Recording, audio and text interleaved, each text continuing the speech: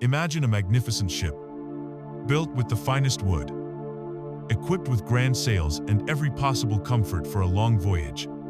This ship is your life, complete in its potential, powerful in its design, but it drifts aimlessly on the vast ocean, turning in circles, sometimes caught in terrifying storms, other times becalmed in stagnant waters. Why? You might ask. Would such a capable vessel have no direction? The reason is simple, yet profound. The captain, the one who is meant to hold the map and steer the wheel, is fast asleep in their cabin. That sleeping captain is your conscious mind, and the ship is being piloted not by your will, but by the invisible, powerful, and ancient currents moving silently beneath the surface. Those currents are your unconscious mind. Have you ever paused to wonder why you seem to attract the same type of person into your relationships? Of a different face but the same story, the same predictable heartache, or why your financial life seems to hit an invisible ceiling, where every step forward is met with an equal push backward, as if tethered to a spot you cannot see. Have you ever felt like you are living out a script written by someone else, speaking lines you don't remember learning, and heading toward a destiny you did not choose? The answer to these questions is not found in the world outside of you. It is not about bad luck, or the state of the world, or the actions of other people. The answer lies within the silent, unseen rulebook that was programmed into the very core of your being before you could even form a complete sentence. This is the realm of the unconscious, a kingdom within that governs over 95% of your behavior, your emotions, your decisions, and ultimately, your reality. The only way to seize the wheel of your magnificent ship, to unfurl its sails and direct it toward the horizon of your own choosing, is to awaken the captain. This journey we are about to embark upon is not a war against your unconscious mind. It is not a battle to defeat a hidden enemy. It is a journey of discovery, of understanding, of collaboration. It is a process of turning a hidden master into your most powerful and trusted ally. Audiobooks, these silent mentors that whisper ancient wisdom into our ears while we navigate our busy lives, are one of the most powerful tools for this awakening. Consider this, right now, to be a living audiobook, a curated map for your personal voyage into the vast and wondrous world within. This is the journey of knowing your own mind, so that you can finally move from being unconsciously ruled to becoming the conscious creator of your entire life. To truly begin this journey, we must first understand the landscape of our own mind, the invisible architecture that shapes our every moment. The most common and perhaps most potent metaphor for this is that of an iceberg, floating in the cold, deep sea, what we call our conscious mind. The part of you that is listening to these words, the part that makes plans, worries about tomorrow, and remembers what you had for breakfast, is merely the tip of that iceberg. It is the 10% that breaks the surface, visible, known, and seemingly in control.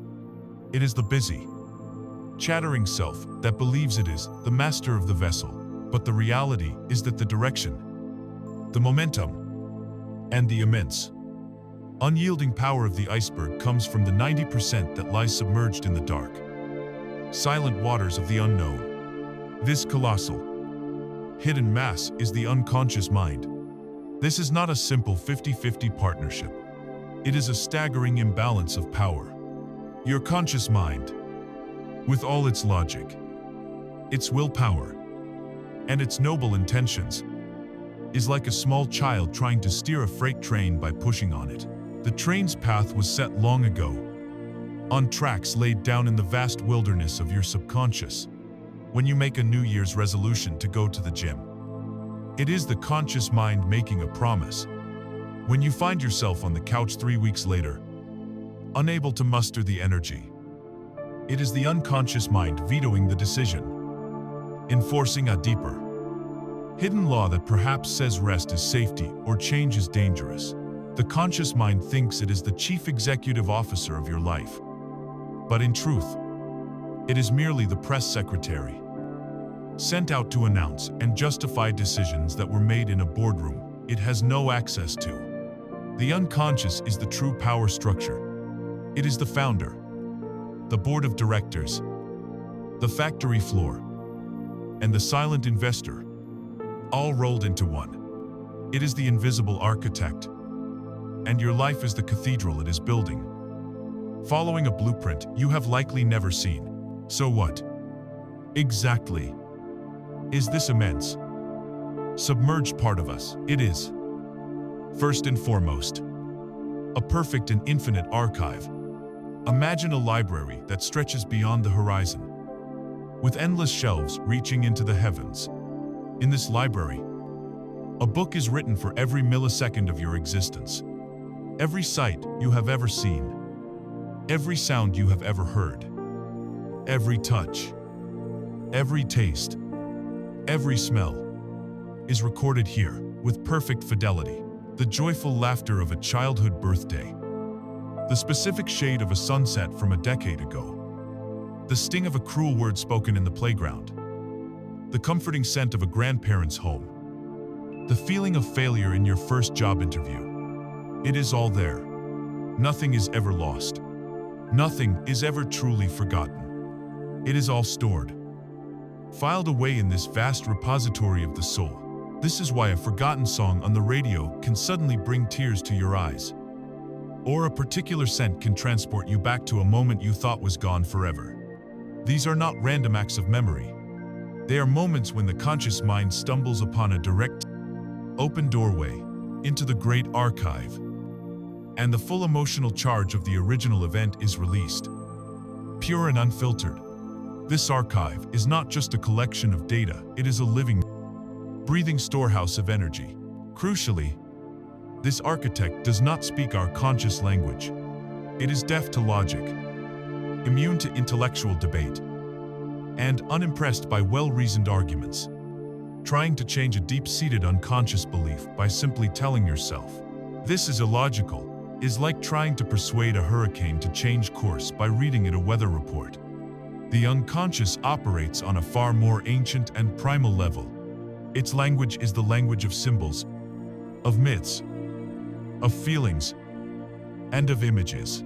It thinks in motion pictures, not in spreadsheets.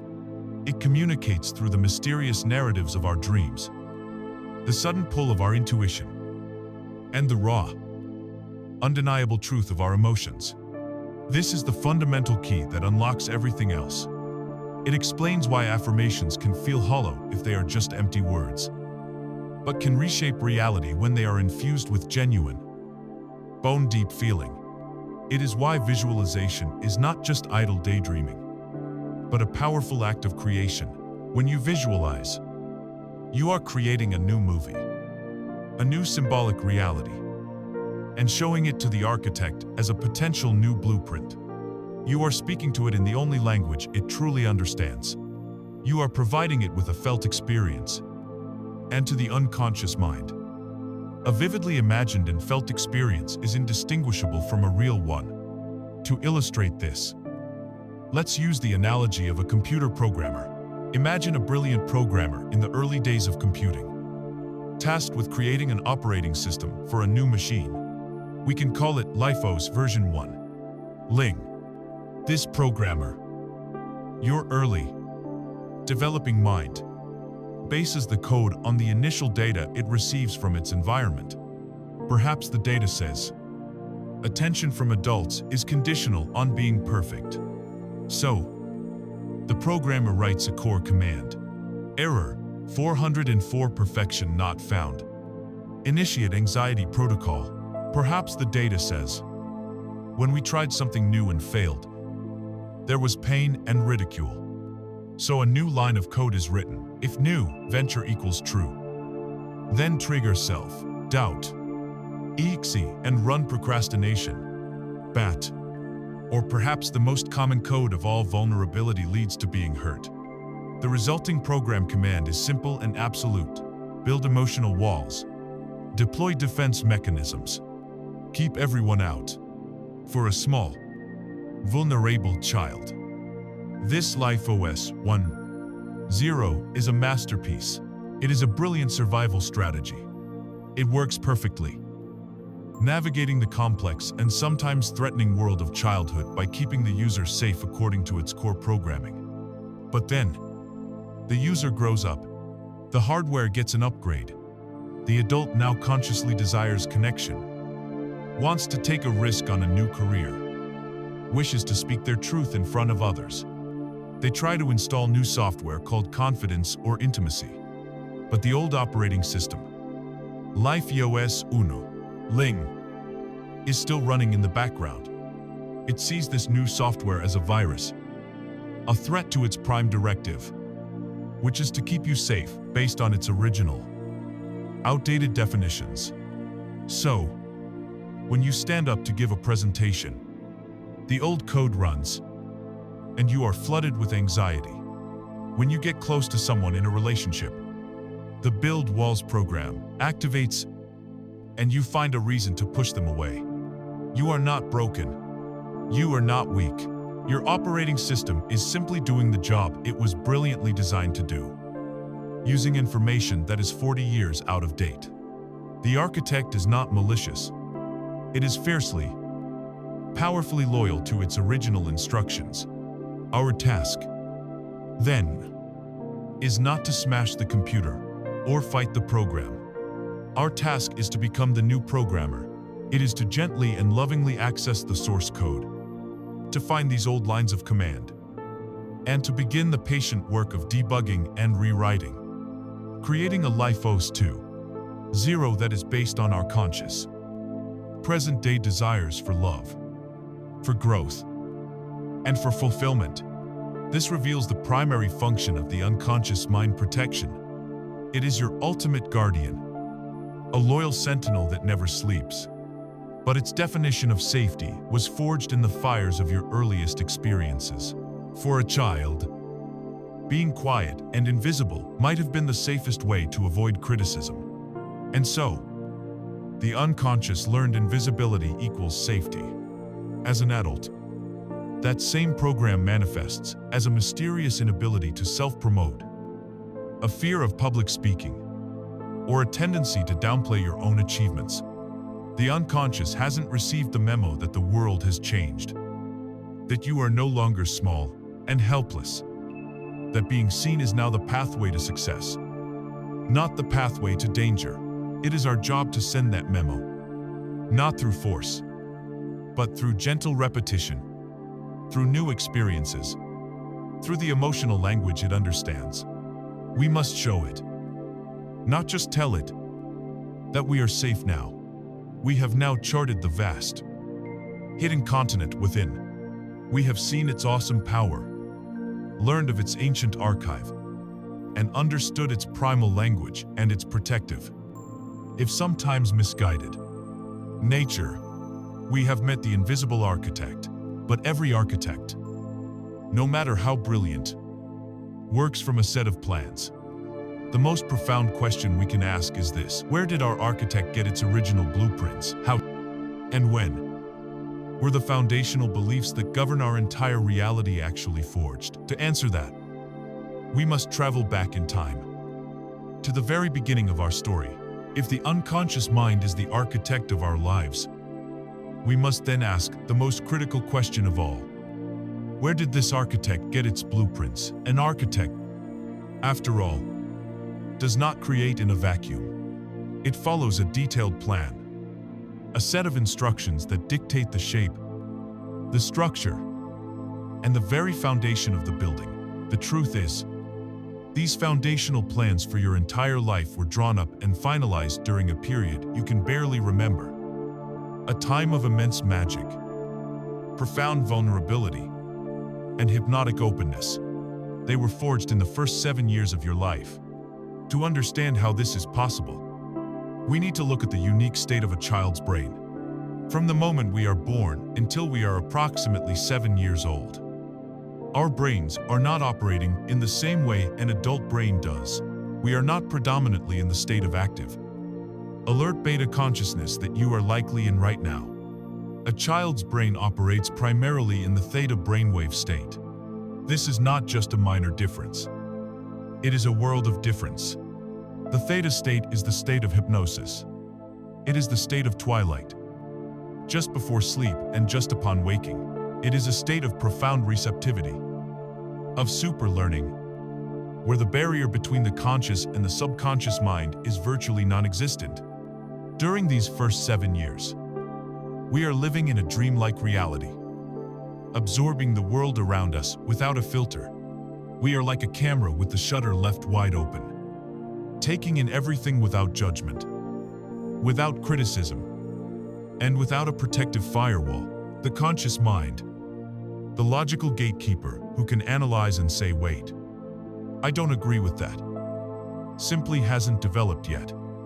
And so, everything we see, hear, and feel from our environment, our parents, our culture, and our society flows directly into the fertile soil of the subconscious mind, where it is accepted not as an opinion or a possibility, but as a fundamental law of how the world works. These are the blueprints. Consider the concept of money. A child doesn't understand economics, but they understand emotion. If they grow up in a house where the subject of money is always accompanied by hushed, anxious whispers or loud, angry arguments, the child doesn't learn about fiscal policy. They learn a far more powerful lesson. They learn that money equals stress. Money equals conflict. Money equals pain. The words they hear become sacred texts. Phrases like money doesn't grow on trees are not heard as simple idioms. They are downloaded as a cosmic truth about scarcity. The declaration that rich people are greedy and corrupt isn't processed as one person's opinion. It is installed as a deep-seated belief that links wealth with moral failure. And so, decades later, this person may find themselves inexplicably sabotaging their own financial success, because their unconscious architect is simply following the blueprint, which clearly states that to be wealthy is to be bad, and to be in a state of scarcity is to be in a state of familiar, predictably safety. Now, consider the blueprints for love. A child learns what love is, not from dictionaries or fairy tales, but from observing the dynamic between their primary caregivers. This becomes their internal, unshakable template. If they witness a love that is conditional, a love that is given as a reward for good grades or compliant behavior, they learn that love must be earned. They spend the rest of their lives performing, achieving, and contorting themselves into pretzels, chasing a love that always feels just out of reach because the blueprint says, you are not inherently worthy of love. You must prove your worth. If they witness a love that is distant and cold, they learn that intimacy is dangerous and connection is unreliable. They may then attract partners who are emotionally unavailable, not because of bad luck, but because their architect is faithfully reconstructing the only version of love it knows how to build. A version that feels familiar, even in its emptiness. And at the very bedrock of it all lies the blueprint of self-worth. A child's sense of self is a mirror, reflecting back what they see in the eyes of those around them. Consistent criticism, neglect, or being told you are a nuisance installs a core belief of I am not enough or I am a burden. This is not a thought. It becomes a feeling, a cellular knowledge that permeates their entire being. Conversely, a child who is seen, heard, and valued for who they are downloads a core belief of I am worthy, I am wanted. This single belief becomes the foundation upon which everything else is built. It determines the jobs they apply for, the partners they choose, the chances they take, and the joy they allow themselves to feel. We did not choose these initial beliefs. They were gifted to us, downloaded into our open, trusting minds before we had the capacity to question them. Once these blueprints are established, the unconscious architect employs a powerful and fascinating enforcer to ensure that reality always conforms to the plan. This enforcer is a network of cells in your brainstem called the reticular activating system, or the RAS. The RAS acts as a sophisticated filter, a gatekeeper between your conscious mind and the billions of bits of information that are bombarding your senses every single second. You cannot possibly pay attention to everything, so your RAS filters it for you.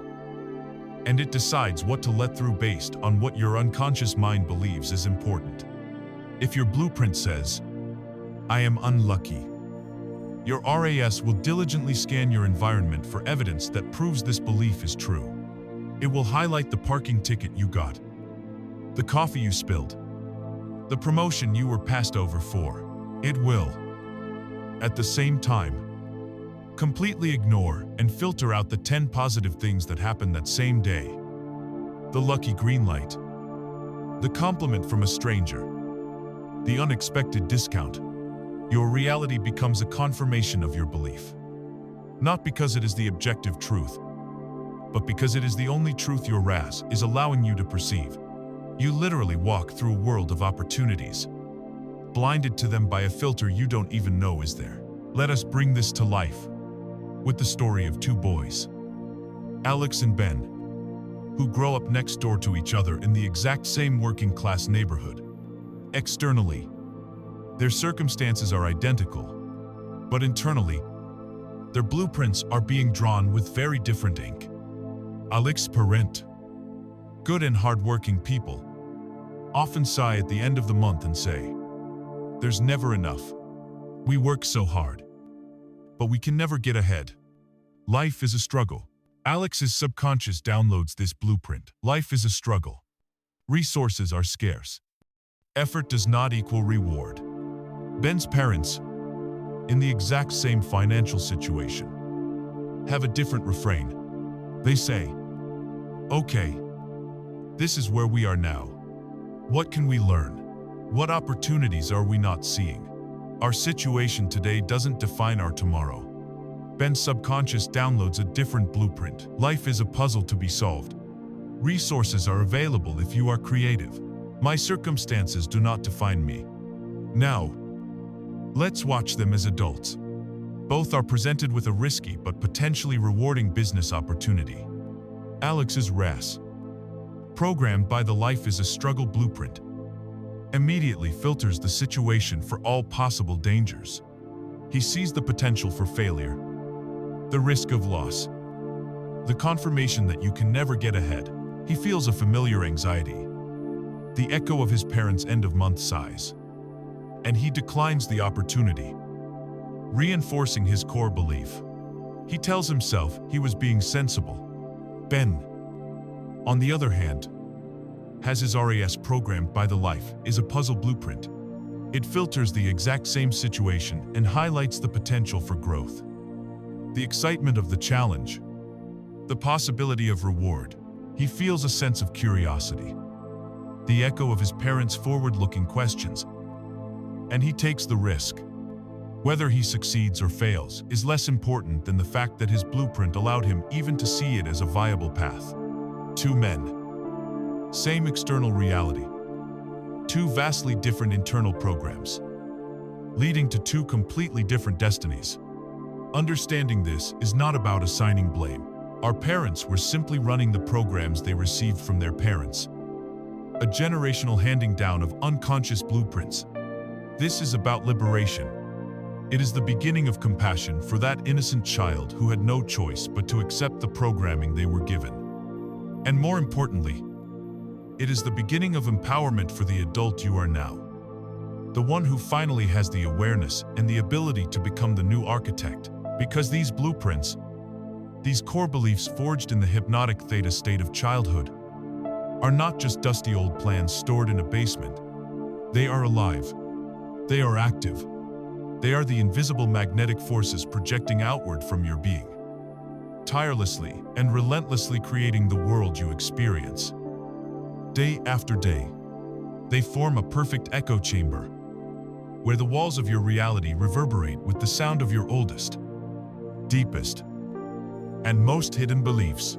The blueprints of our belief system are not dormant, architectural plans stored in a dusty archive. They are alive, active, and endlessly energetic. They function like a powerful projector, casting the images of our deepest convictions onto the blank screen of our daily lives. And because this projector is always running, we find ourselves living within an echo chamber, a perfectly constructed hall of mirrors where our foundational beliefs are reflected back at us from every angle. The recurring events, the familiar dramas, and the persistent obstacles in your life are not a series of unfortunate coincidences or strokes of bad luck. They are the echoes of your own inner programming. They are the system faithfully running its code over and over again, proving its own truths to be self-evident.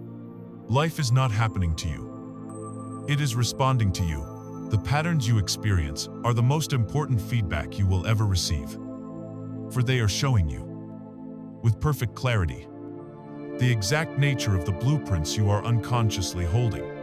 Nowhere is this echo chamber more resonant and often more painful than in the realm of our relationships. Do you find yourself attracting the same character, just wearing a different costume? Perhaps it is the partner who is emotionally unavailable, a fortress of solitude you spend your energy trying to breach. Or maybe it's the project, the one who needs saving, the broken wing you feel compelled to mend, only to find yourself depleted and unappreciated. You may recognize the cycle, the exhilarating intensity of the beginning, the familiar slide into the same old arguments, and the inevitable, heartbreaking conclusion that feels both shocking and completely predictable. This is not a curse. It is a program in action. The unconscious mind, that loyal guardian, is not seeking happiness. It is seeking what is familiar. It is attempting to recreate the precise emotional conditions of your childhood, the original template you learned for love, in its own mysterious way. It is trying to resolve the past in the present. It is casting a new actor to play the role of a distant father or a critical mother, hoping that this time, in this new play, you will finally perform brilliantly enough, be lovable enough, to earn the validation you never received. And so, the pattern repeats. A tragic and heroic effort of the soul to heal an old wound by endlessly reenacting it, never realizing that the key is not to win the old game, but to refuse to play it anymore. The echo chamber is just as loud in our financial lives. Consider the pattern of boom and bust. You receive an unexpected bonus, a small inheritance, or a successful freelance project. And for a moment, you feel a sense of abundance and relief.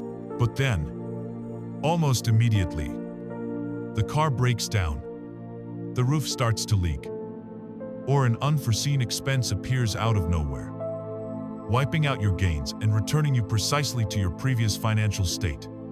This is not the universe teasing you.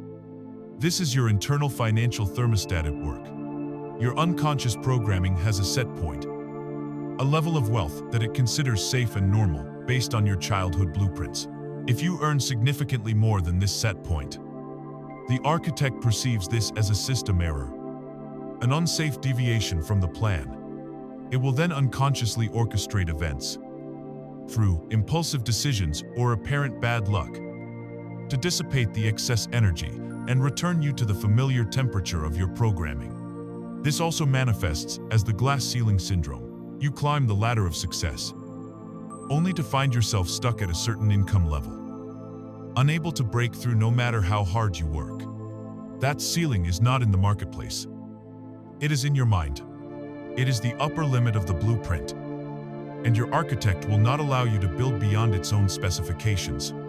This relentless repetition also dictates our careers and our creative lives through the subtle art of self-sabotage. Think of the brilliant project you were passionate about, but somehow never found the time to finish. Think of the chronic procrastination that only seems to flare up when the stakes are highest. This is not laziness. This is a highly intelligent, protective mechanism. As you approach the finish line of a major accomplishment, you are approaching the edge of your old blueprint, the boundary of what your unconscious believes you are worthy of or what it deems as safe for you. The imposter syndrome. That nagging feeling that you are a fraud and will soon be found out is the alarm system of the old program, warning you that you are about to become more visible, more successful, and therefore, in its outdated view, more of a target for judgment or failure.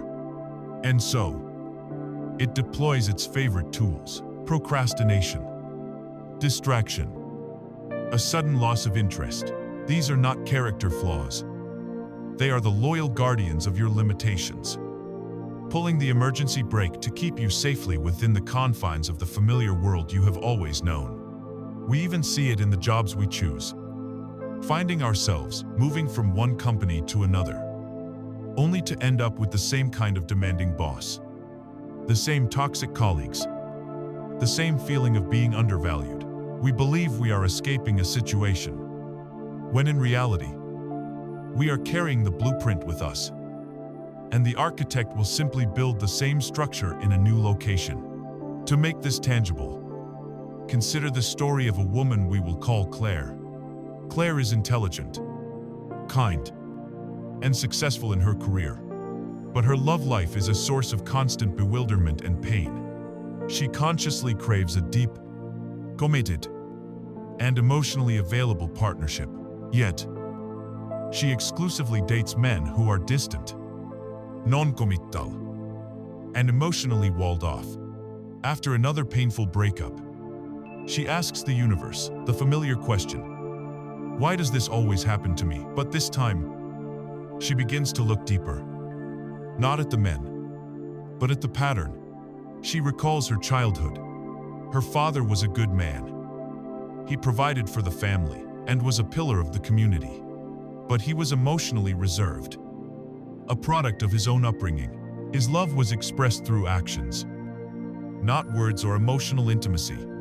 His inner world was a locked room. And as a child, Claire spent her life unconsciously trying to earn the key. Now, as an adult, the echo chamber is in full effect. Claire's conscious mind, the 10%, is searching for a healthy partner. But her unconscious mind, the 90%, the inner child still longing for her father's approval, is not looking for a healthy partner. It is looking for her father's locked room. It is drawn like a magnet to men who replicate that specific emotional signature of unavailability, because that is what feels like love to her program. It is familiar. Each new relationship is a subconscious attempt to finally unlock the door, to prove that she is worthy enough to be let inside. The pattern is not a punishment. It is a compass. It is pointing directly to the original wound, the blueprint that says love is distant, and you must work tirelessly to achieve it. The pattern will continue. The echo will reverberate, until Claire withdraws her energy from trying to open other people's locked doors, and instead turns inward to heal the part of her that believes her worth is contingent on getting inside. So you see, these patterns, these echoes, are not your life sentence. They are your soul's most persistent and compassionate messengers. They are signposts, pointing you away from the symptoms and directly toward the source. The recurring financial struggle is pointing to a blueprint of scarcity. The repeating relationship drama is pointing to a blueprint of unworthiness. The chronic self-sabotage is pointing to a blueprint of fear. Your life is trying to speak to you, to show you the schematics of your own inner world. The question is, are you willing to stop, to listen to the echoes, and to finally look at the blueprints you have been holding all along? To do that, we must be willing to face the very energy that holds these patterns in place.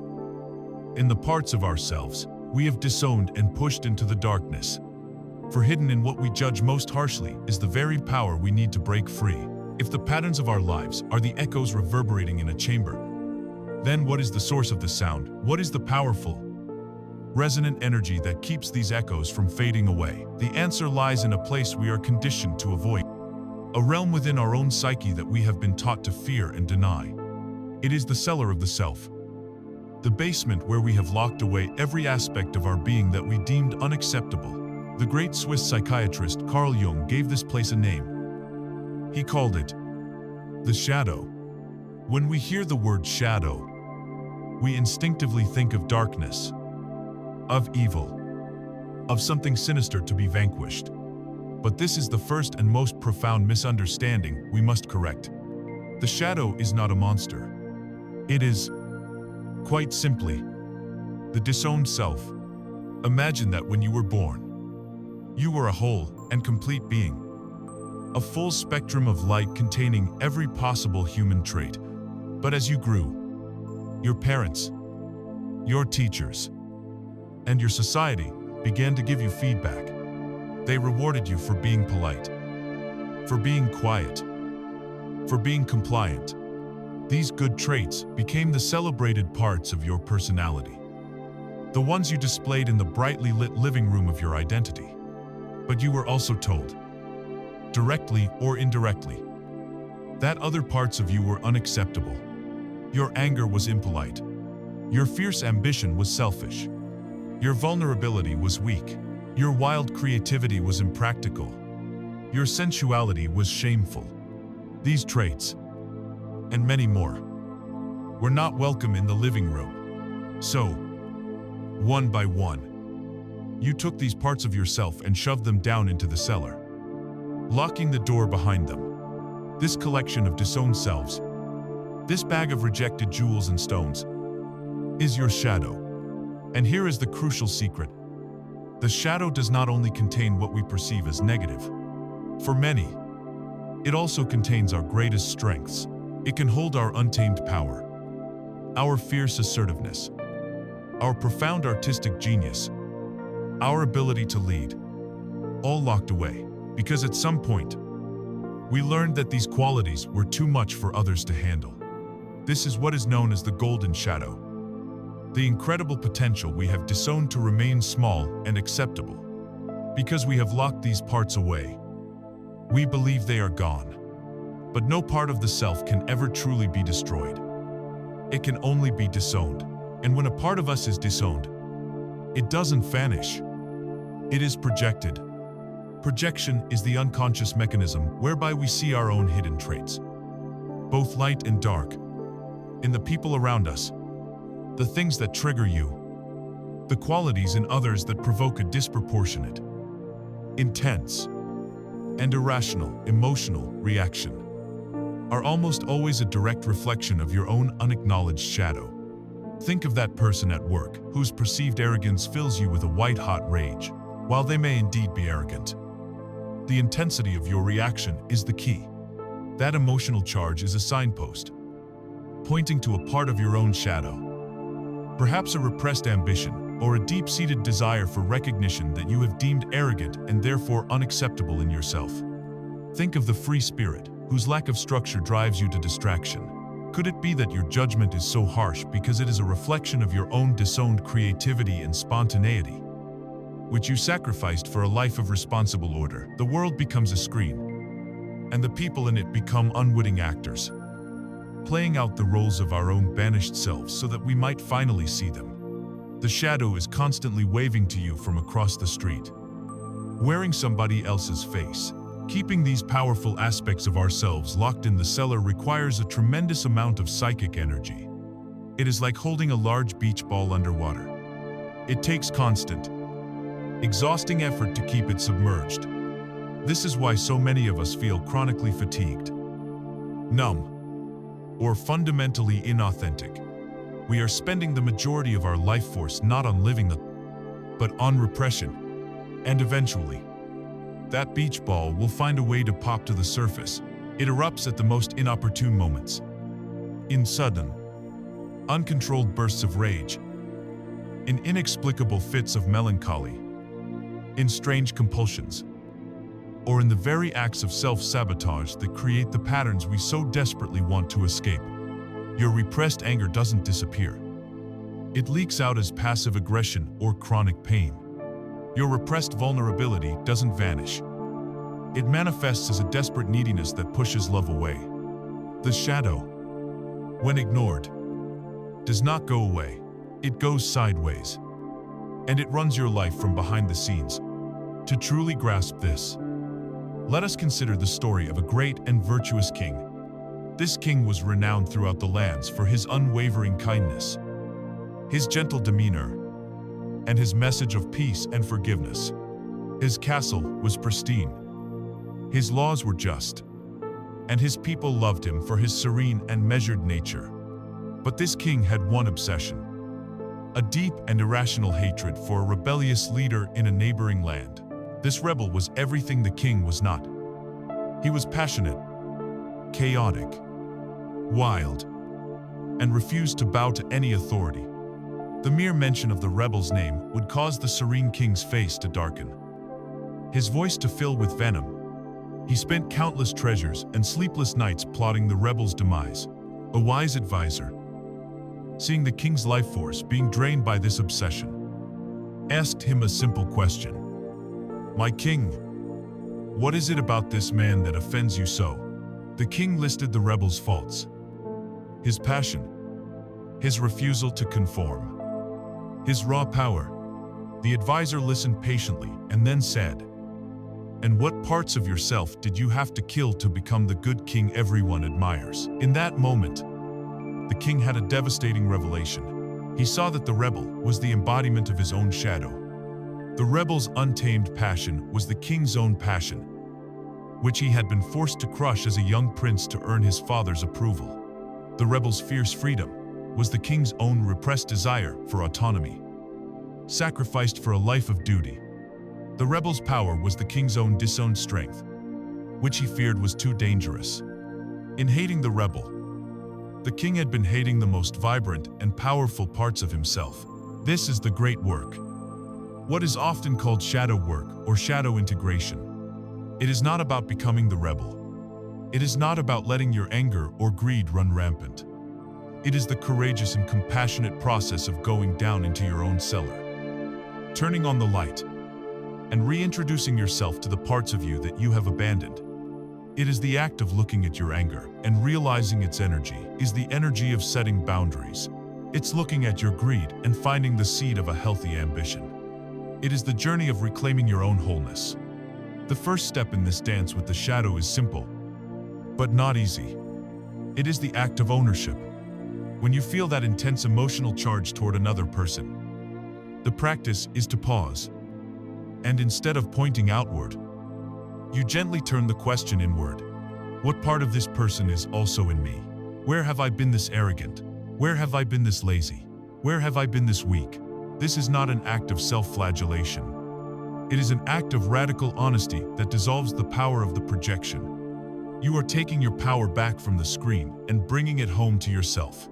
In doing so, you paradoxically become less judgmental and more compassionate, both to others and to yourself, because you recognize that we are all carrying the full spectrum of human potential. This dance with the shadow is the path out of the echo chamber. It is the journey from being a fragmented person at war with yourself to becoming a whole, integrated human being. But this journey cannot be navigated by the intellect alone. It requires a different kind of intelligence, a more ancient and honest guide. The music for this dance, and the thread that leads us into the labyrinth of the shadow and safely back out again, is the raw, undeniable, and often inconvenient wisdom of our feelings. Our emotions are the compass, and it is time we learned how to read it. In the vast, uncharted territory of the inner world, with its hidden shadows and ancient blueprints, we are not left without a guide. We have been given a perfect, infallible, and ever-present navigational tool that is designed to lead us toward healing, wholeness, and our highest truth. This tool is your emotional compass.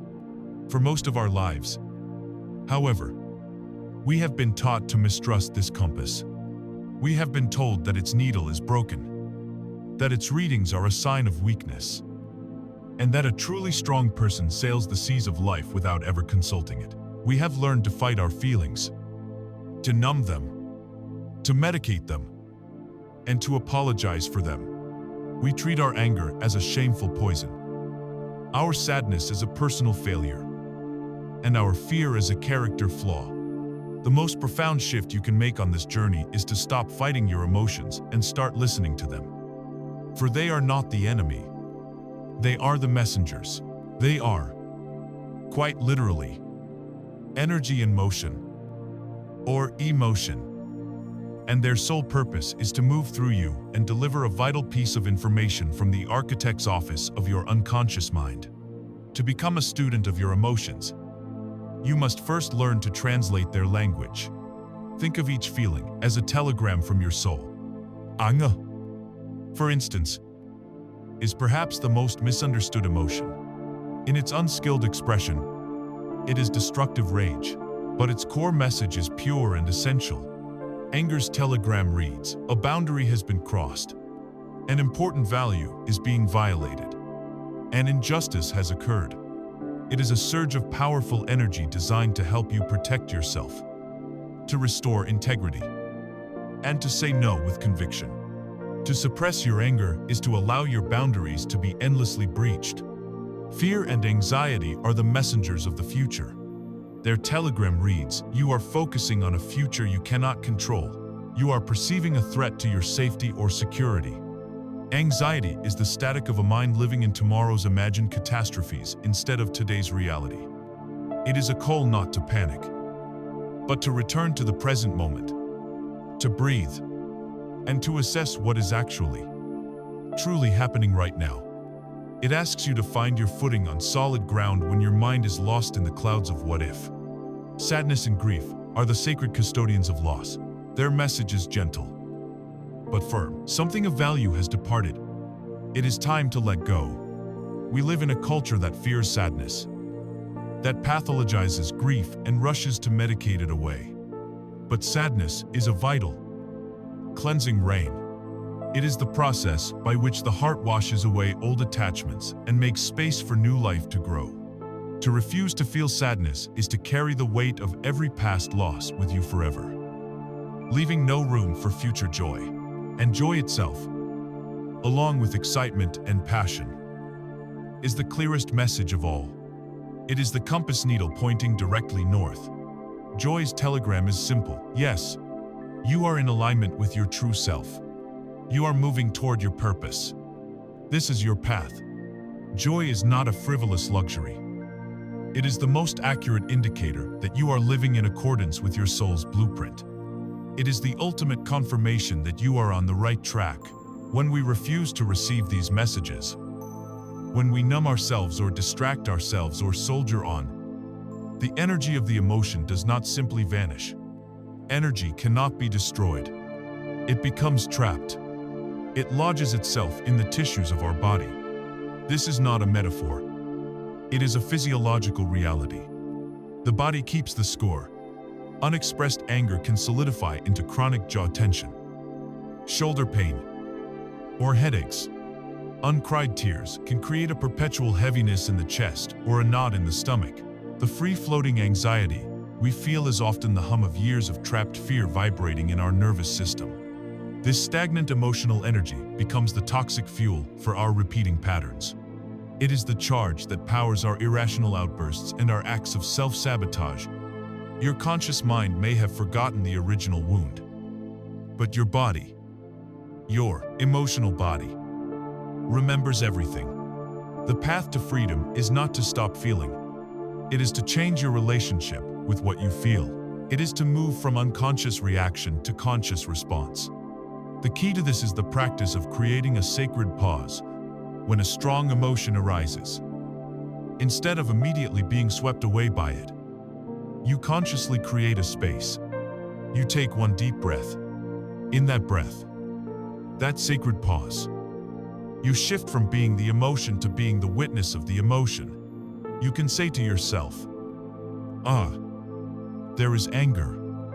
Instead of, I am angry, you create a separation. You can then feel the anger in your body. Where does it live? Is it a fire in your chest? A tightness in your fists? You simply observe it without judgment.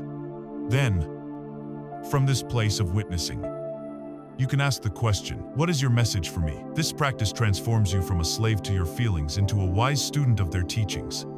Let's imagine a man we'll call David, who has lived his entire adult life with a persistent, low-grade anxiety for years. He treated it as an enemy. He worked longer hours. He ate to numb the feeling. He scrolled endlessly on his phone, doing anything to avoid the uncomfortable hum of anxiety in his chest. But, of course, it never went away. Finally, exhausted from running, he decides to try something different. One evening, feeling the familiar tightness grip him, he stops. He closes his eyes. He takes a breath. Instead of pushing the feeling away, he invites it closer. He asks it silently, "What are you trying to tell me? What are you so afraid of?" He sits in the discomfort, just listening. At first, there is nothing but the hum, but as he stays with it, en image surface, a feeling memory from when he was 6 years old. He had proudly shown his father a drawing he made, and his busy, stressed father had barely glanced at it, saying, "That's nice, son, but shouldn't you be practicing your spelling?" In that moment, the 6-year-old David downloaded a program. My value comes from doing, not from being. If I am not productive, I will be rejected and abandoned. And suddenly, David understood. His anxiety today wasn't about his current work project. It was the terror of a 6-year-old boy, running constantly on a hamster wheel, terrified that if he ever stopped, he would lose love. It was an old survival program. By listening to the emotion, by following it back to its source, the compass led him directly to the faulty blueprint. And in that moment of seeing, the anxiety began to lose its power. He could now consciously reassure that frightened inner child, separating the past from the present.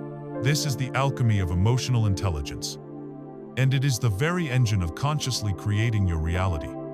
The law of attraction does not respond to your thoughts alone. It responds to your vibrational frequency, and your frequency is determined by your emotional state. You cannot trick the universe. You can repeat the affirmation, "I am wealthy," 1,000 times.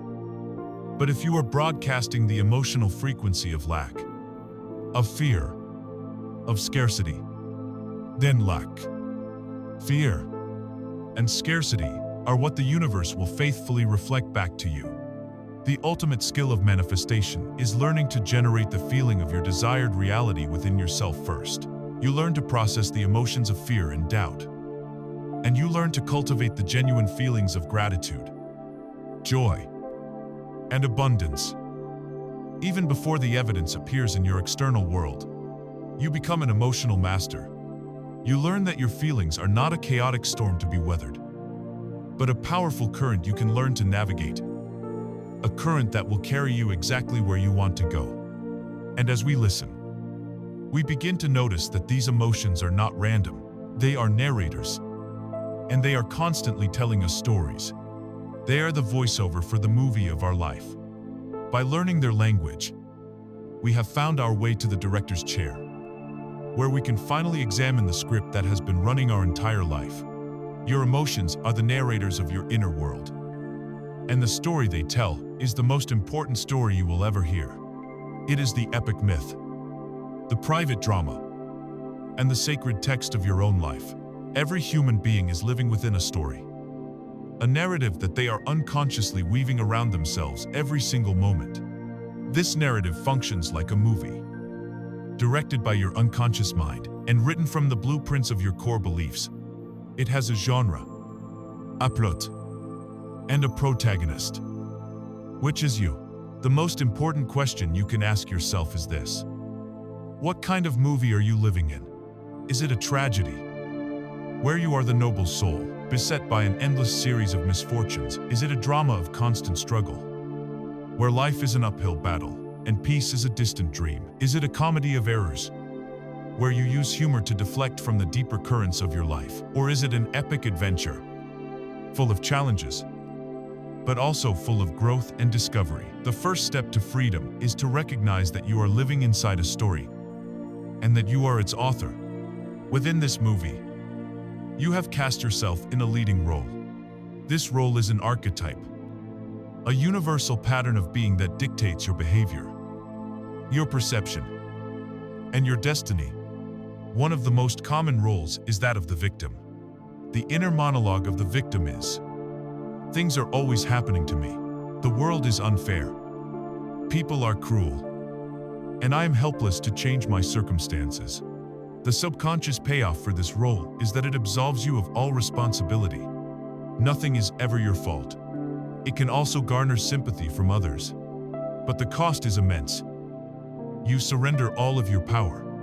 If you are not responsible for your life, then you have no ability to change it. You are a leaf in the wind, forever at the mercy of forces outside of your control. A close cousin to the victim is the martyr. The martyr's story is, "I must sacrifice my own needs for the sake of others. I carry the weight of the world on my shoulders, and no one appreciates how much I suffer." The payoff is a sense of moral superiority and indispensability. But the cost is a life of quiet resentment, burnout, and a complete disconnection from your own joy and desires. Then there is the hero, or the warrior. The hero's narrative is, "Life is a battle to be won. I must constantly fight, strive, and overcome obstacles. I must be strong at all times." This story can lead to great worldly success and achievement. The payoff is the admiration of others and a sense of personal strength. But the warrior who never puts down their sword can never know peace. The cost is exhaustion, an inability to be vulnerable, and a life where everything, even love and relaxation, feels like another battlefield to be conquered. Each of these roles is a script, a character we began playing long ago to navigate our childhood world. But now, as adults, we continue to read the same lines, long after the play should have ended. The script itself is written with the ink of our everyday language. The words you use to describe your life are not passive observations. They are active and powerful creative spells. They are incantations that command your subconscious and program your reticular activating system to shape reality according to your decree. Pay close attention to the hypnotic, repetitive phrases you use. When you say, "I am always so stressed," you are not describing a temporary state. You are casting a spell of perpetual stress. Your subconscious hears this as a command and diligently works to create the conditions of stress for you. When you declare, "I can never find a good partner," you are programming your RAS to be blind to all the wonderful, available people around you, and to highlight only those who fit your narrative of disappointment. Phrases like, "It's just my luck," or "Wouldn't you know it? That always happens to me," are not cute expressions of fate. They are affirmations of powerlessness. You are literally instructing the universe on how you expect to be treated. Your words do not describe your world, they create it. Imagine it: two salespeople, Maria and Tom. They work for the same company, sell the same product, and on the same afternoon, they both lose a major sale they were counting on. The external event is identical, but their internal narratives could not be more different. Tom immediately activates his victim script. His inner story begins, "See, I knew it. The market is terrible. The clients never have the budget. Maria probably gets all the good leads. I'm just not cut out for this. It's my luck. I always get so close and then fail." This story immediately floods his body with feelings of defeat, resentment, and hopelessness. It paralyzes him, making him afraid to make the next call. His narrative has not only explained his past, it has just guaranteed his future failure. Maria, on the other hand, responds to the exact same event by activating a different script. The script of the seeker. Her inner story is, "Okay, that is disappointing, and it's okay to feel that for a minute. But what can I learn from this? Where in the conversation did I lose their engagement? What was their core objection that I didn't fully understand? This rejection is not a verdict on my worth. It is valuable feedback. This specific failure is a data point that will make me a better salesperson tomorrow." Maria's story floods her body with feelings of agency, curiosity, and resilience.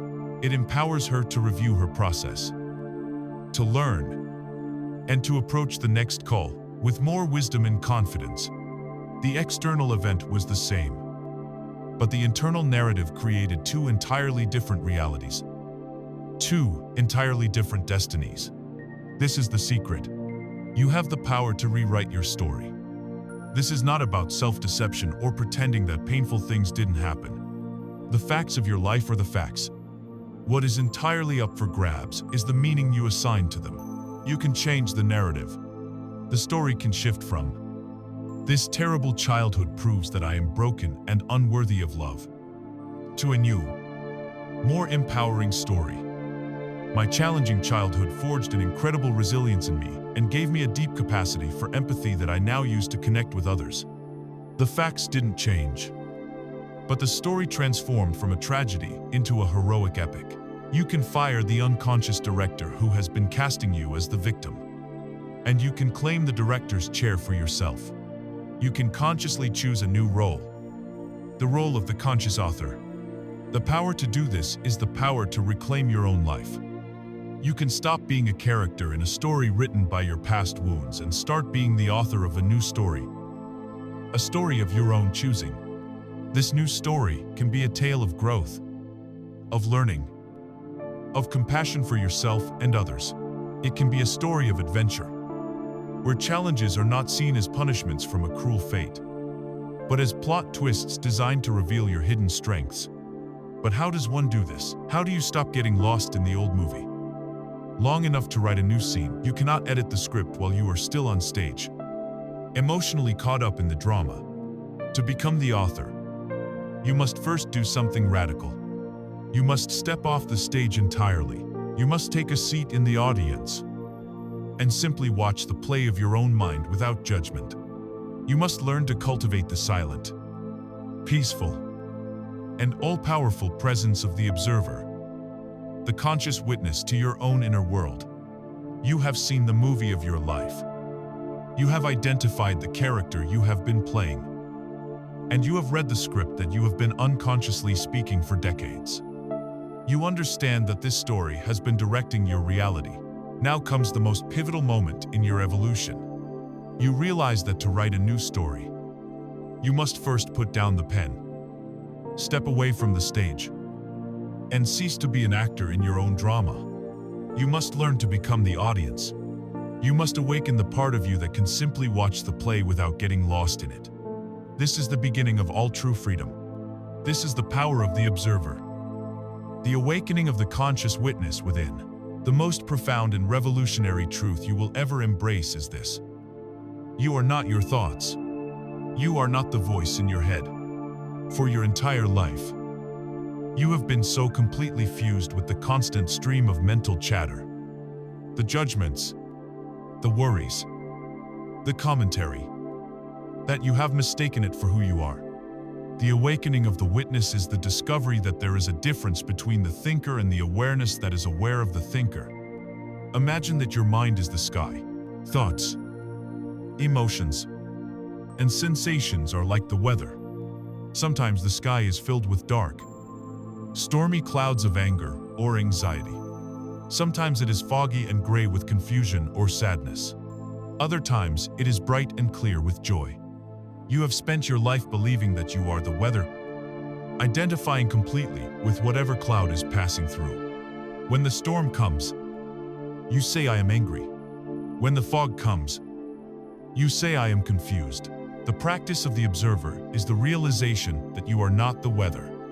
You are the sky. You are the vast, open, silent awareness in which the weather of your mind occurs.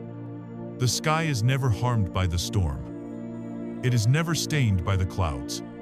It is the silent, changeless space that allows all the weather to come and go. Finding this inner sky is the path to unshakable peace. When you begin to practice this, a mysterious alchemy takes place.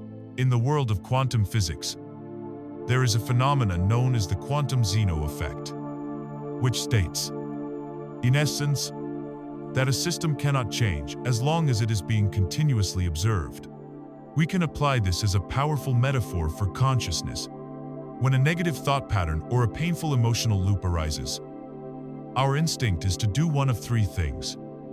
We believe it, we fight it, or we run from it. All three of these reactions feed the pattern with our energy and keep it alive. The path of the witness offers a radical fourth option: to simply look at it. You hold the thought or the feeling in your awareness. You don't judge it. You don't analyze it. You don't try to fix it. You just watch it. With a gentle, non-judgmental curiosity. And in the light of this steady, loving awareness, the pattern begins to lose its power. A thought that is observed, but not believed, is a thought that is starved of its life force. It withers and dissolves, not through force, but through the simple, powerful act of being seen. The darkness of unconscious programming cannot survive the gentle light of your conscious attention. This practice is also your escape hatch from the prison of psychological time. The chattering mind, the ego, is a relentless time traveler.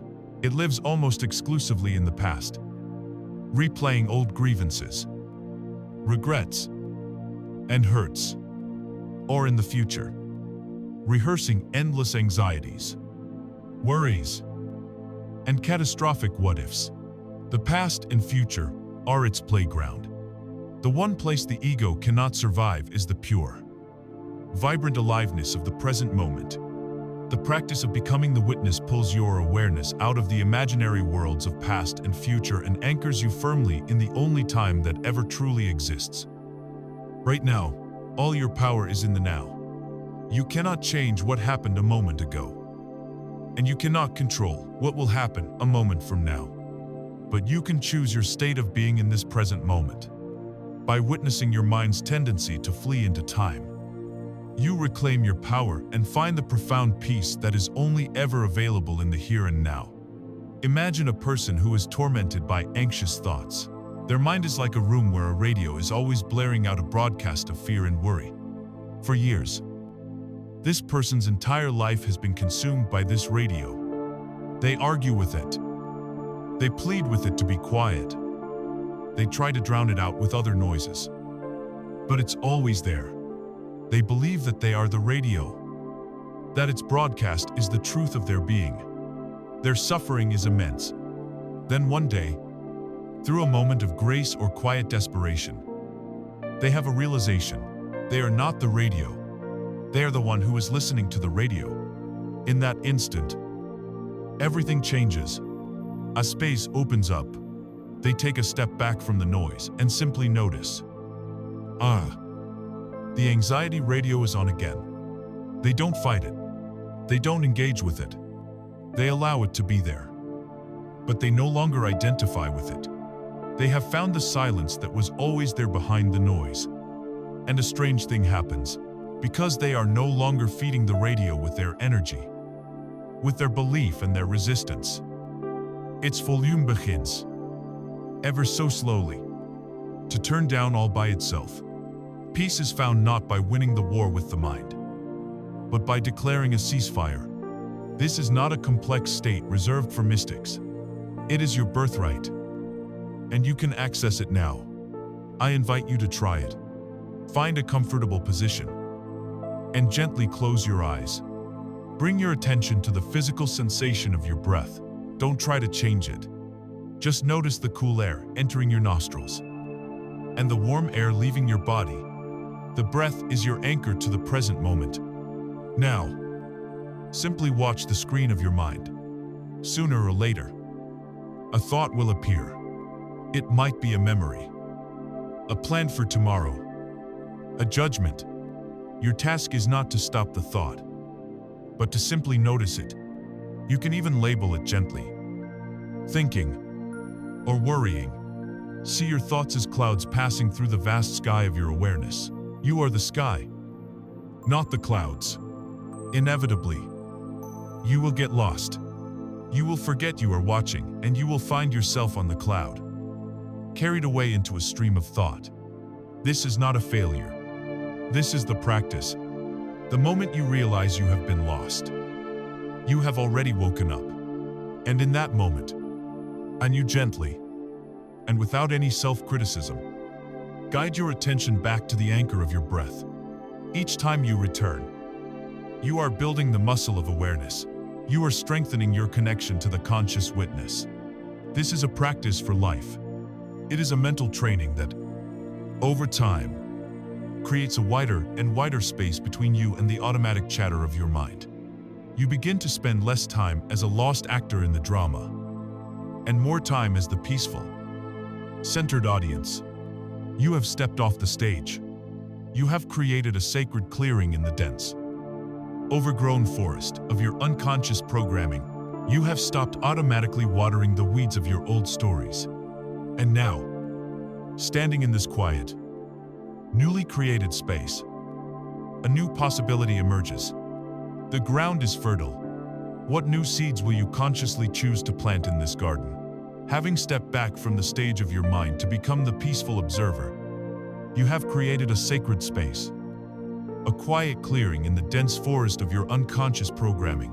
You have learned to stop feeding the old, thorny weeds of your limiting stories simply by withdrawing the energy of your belief. Now, a new and exciting phase of your journey begins. It is time to move from being the passive observer to the active gardener. It is time to consciously plant the seeds of the reality you wish to cultivate. The most powerful seeds you have at your disposal are your words, but not in the way you have used them before. We are now going to learn the language of creation, the art of using affirmations and incantations to reprogram the very source code of your life. Perhaps you have tried affirmations before and found them to be hollow and ineffective. You stood in front of a mirror repeating, "I am wealthy," while your bank account was empty and a wave of inner sarcasm washed over you. You declared, "I am confident," while your heart was pounding with anxiety. This experience is common, and it is crucial to understand why it happens. Most affirmations fail for two specific reasons. First, they create a direct conflict with your deeply ingrained core beliefs.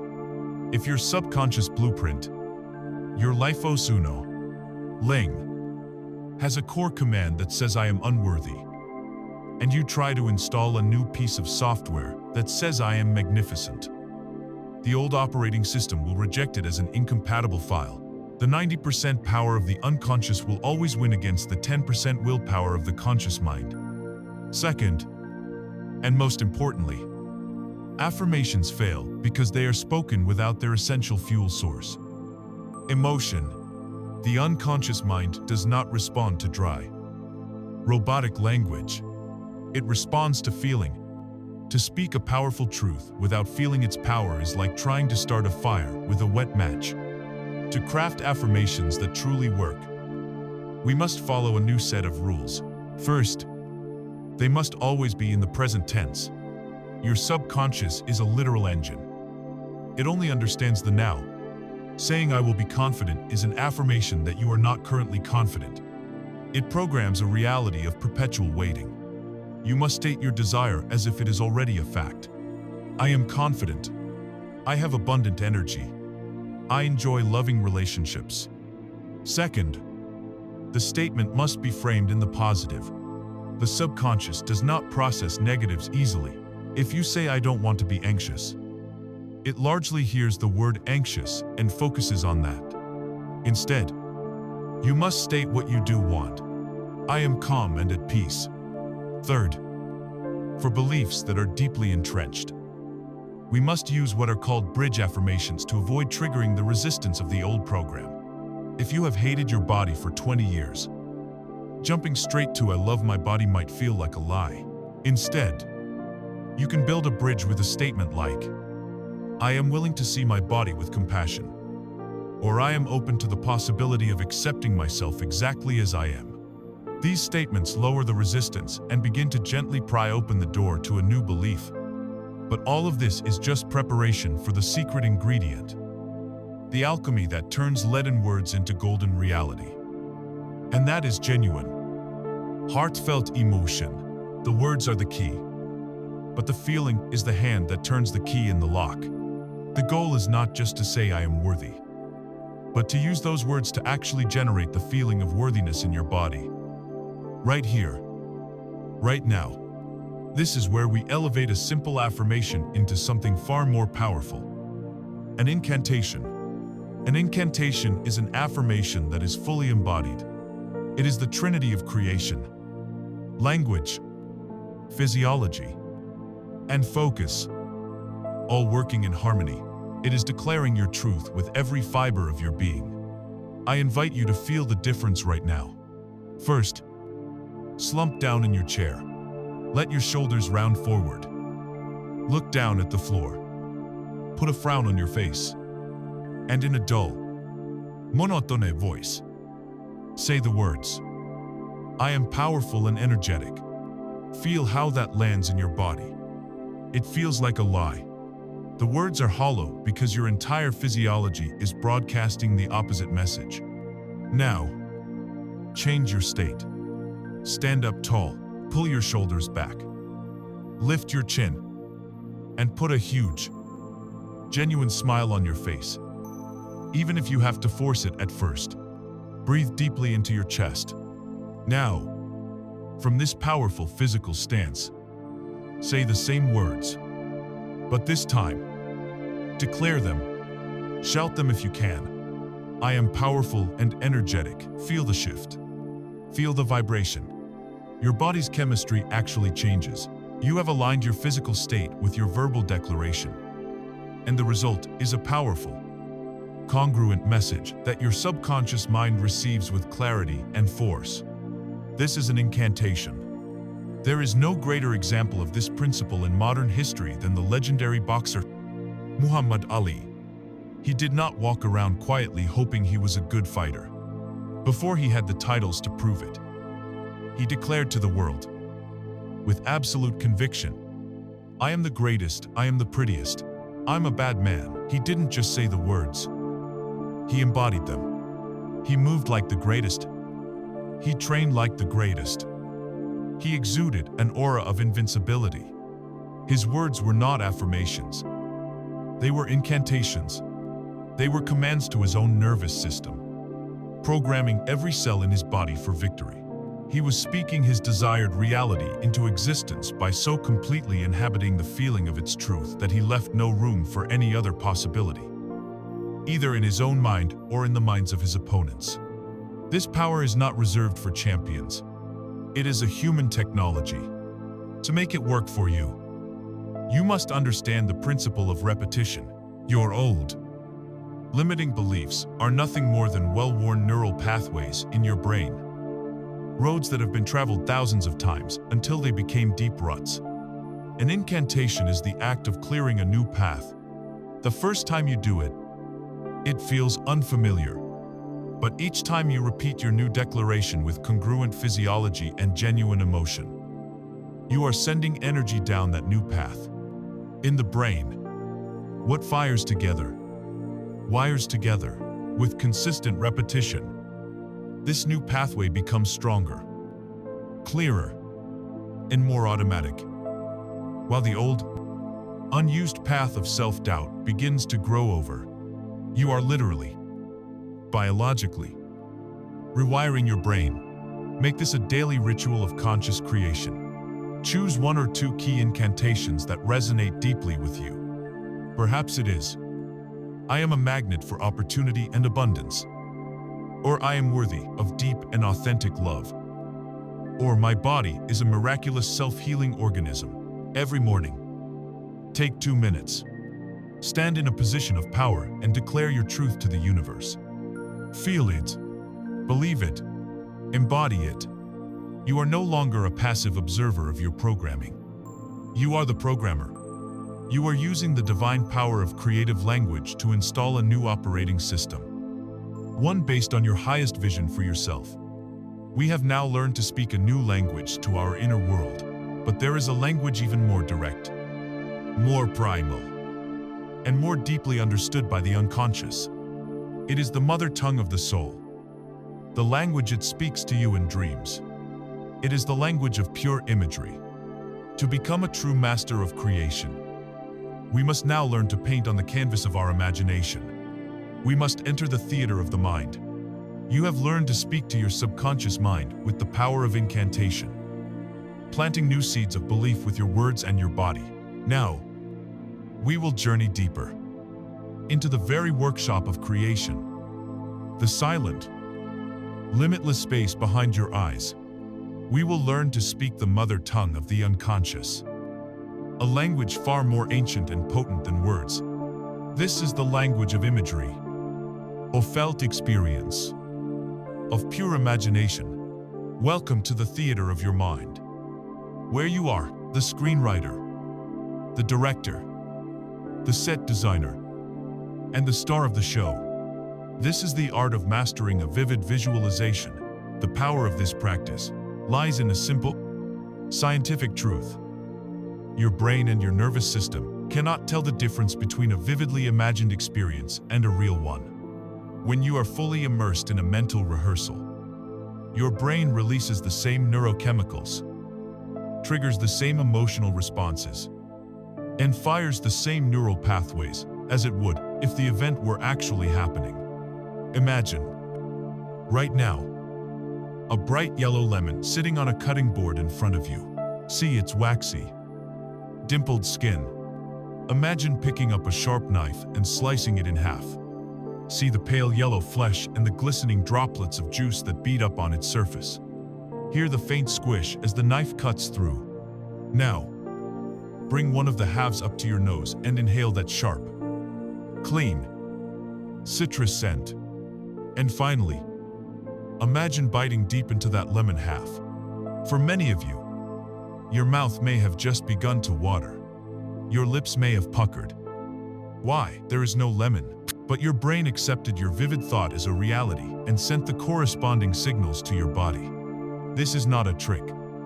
It is a fundamental law of your own neurology. You have a powerful simulator between your ears, and you can use it to rehearse the future you desire. A common mistake is to think of visualization as merely seeing a picture in your head. But a flat, silent movie has little emotional impact. True visualization is a full sensory immersion. It is about creating a reality so rich and detailed that it becomes your present moment.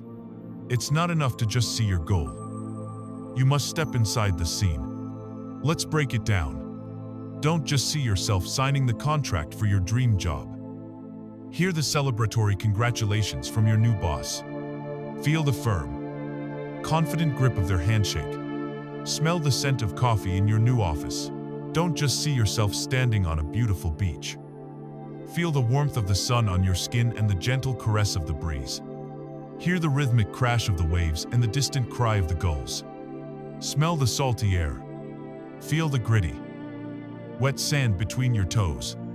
The more sensory details you include, the more real the experience becomes to your subconscious mind. You are not just sending it a postcard.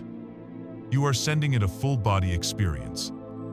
A memory of an event that has not yet happened in linear time, but has already been fully realized in the timeless world of consciousness.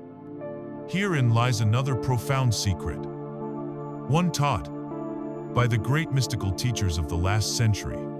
Do not struggle to visualize the process of how you will get your desire. Do not map out every complicated step from here to there. This often creates anxiety and resistance, because your conscious mind immediately starts to worry about the hows. Your job is not to be the strategist. It is to be the visionary. Your only task is to create a vivid experience of the end result. You visualize the scene that would take place after your wish has been fulfilled. The feeling is the secret. What would it feel like to have already achieved your goal? Would you feel an overwhelming sense of relief, a profound gratitude, a quiet, confident satisfaction, a giddy, childlike joy? This is what you must capture. Your work is to construct the scene that implies the goal is accomplished, and then to marinate your entire being in the feeling of that accomplishment. That feeling, that sustained emotional state, is the prayer that is always answered. This is not a mystical fantasy. It is a proven strategy used by virtually every high performer on the planet. Olympic skiers mentally rehearse their entire downhill run, feeling every turn and bump in the snow, seeing themselves cross the finish line, and feeling the elation of victory, all before they ever leave the starting gate. Concert pianists can learn entire complex sonatas by practicing them mentally, their fingers never touching the keys, because the neural pathways for the performance are being forged in their minds. Elite basketball players visualize the perfect free throw, hearing the swish of the net, feeling the perfect release from their fingertips. Hundreds of times before they take the shot, they are programming their mind and body for success, creating a state of familiarity with an outcome that has not yet occurred. They are making success their new normal. Imagine a woman who desires to live in a specific home, night after night. As she lies in bed in that suggestible state between wakefulness and sleep, she doesn't just look at a mental picture of the house. She enters the theater of her mind and performs a scene. She imagines she is already living there. She stands in the living room and sees the evening light filtering through the specific window she loves. She walks into the kitchen and feels the cool, smooth marble of the countertop under her hand. She opens a window and hears the sound of children laughing in the garden. She takes a deep breath and smells the scent of roses drifting in on the breeze. The crucial distinction is this: she is not seeing herself in the house as if watching a movie. She is seeing the world from the house. She is looking out of its windows, touching its surfaces, living inside its walls. And as she drifts off to sleep, she is not filled with longing. She is filled with a deep, quiet gratitude. The feeling of it is done. She is living in the end. This sustained feeling state impresses her subconscious mind with the unshakable conviction of ownership. And the subconscious, accepting this new reality as fact, will begin to move heaven and earth to orchestrate the people, opportunities, and events necessary to bring the external world into alignment with this inner truth. Let us try a short exercise. Close your eyes. Bring to mind a simple, joyful goal you wish to experience. Now, instead of seeing it from the outside, step into the moment just after it has become reality. Where are you? Who are you with? Look around you. What specific colors and objects do you see? Now listen. What sounds do you hear? Are people speaking to you? What are they saying? Is there music now? Feel. What is the temperature of the air on your skin? What are you touching? Most importantly, what is the single, dominant emotion filling your heart? Is it gratitude? Is it relief? Is it profound joy? Let that feeling expand from your heart and fill every cell in your body. Stay with that feeling. This is the work. This is creation. You have now learned to use the power of your words and the infinite canvas of your imagination to consciously sculpt your inner world. You are learning to generate the thoughts and, most critically, the feelings of your desired reality. This coherent combination of thoughts and feelings creates a distinct energetic signature, a signal that you are constantly broadcasting out into the universe.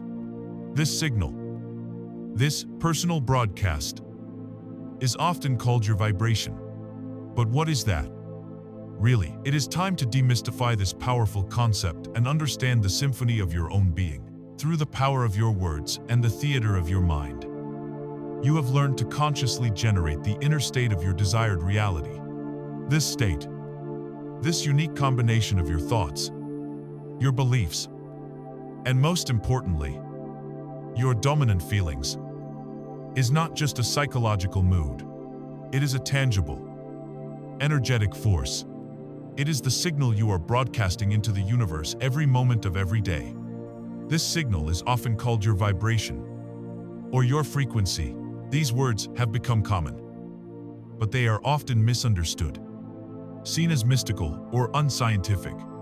It is time to demystify this concept, to understand it not as a metaphor, but as the fundamental reality of your own being, the symphony that you are constantly conducting. The first key is to understand that on the most fundamental level, everything is energy. This is not a spiritual belief. It is the bedrock of modern physics. If you were to look at your hand under an impossibly powerful microscope, you would not find solid matter. You would find atoms. And within those atoms, you would find subatomic particles. And beneath that, you would find nothing solid at all. only swirling vortices of energy, fields of potential, and probabilities. The chair you are sitting on, the air you are breathing, the thoughts you are thinking. Everything in existence is ultimately just energy, vibrating at different speeds. A rock has a very slow, dense vibration. Light has an incredibly fast, high vibration. Your being is no different. You are a field of energy, and the quality of that energy, its frequency, is something you experience in every moment. How do you experience this? Through your emotions. Your emotions are the most accurate and immediate indicators of your personal vibrational frequency. The work of researchers like Dr. David Hawkins, in his scale of consciousness, has shown that different emotional states have measurably different energetic frequencies. At the lowest end of the scale are emotions like shame, guilt, and apathy. Think about how these feel in your body. They feel heavy, dense, and contracted. When you are in a state of shame, your energy drains away. You want to shrink, to become invisible. These are low, slow, constricted frequencies. As you move up the scale, you find fear, desire, and anger. These have more energy, but it is a chaotic, dissonant energy. Then you move into the higher frequencies: courage, acceptance, reason, and then into the most powerful and life-affirming states of all: love, joy, and peace. Think about how love and joy feel. They feel light, expansive, and open. You feel full of energy. Your chest opens. You want to connect, to share. These are high, fast, coherent frequencies. Your emotional state is a literal readout of your current vibration. This is where the magic happens. Through the universal law of resonance. You may know it as like attracts, but resonance is a more accurate and powerful term. Imagine you have two tuning forks, both tuned to the exact same musical note. If you strike one tuning fork and cause it to vibrate, and you hold the other one across the room, a fascinating thing happens. The second tuning fork will begin to vibrate and hum on its own, in sympathy with the first. It resonates.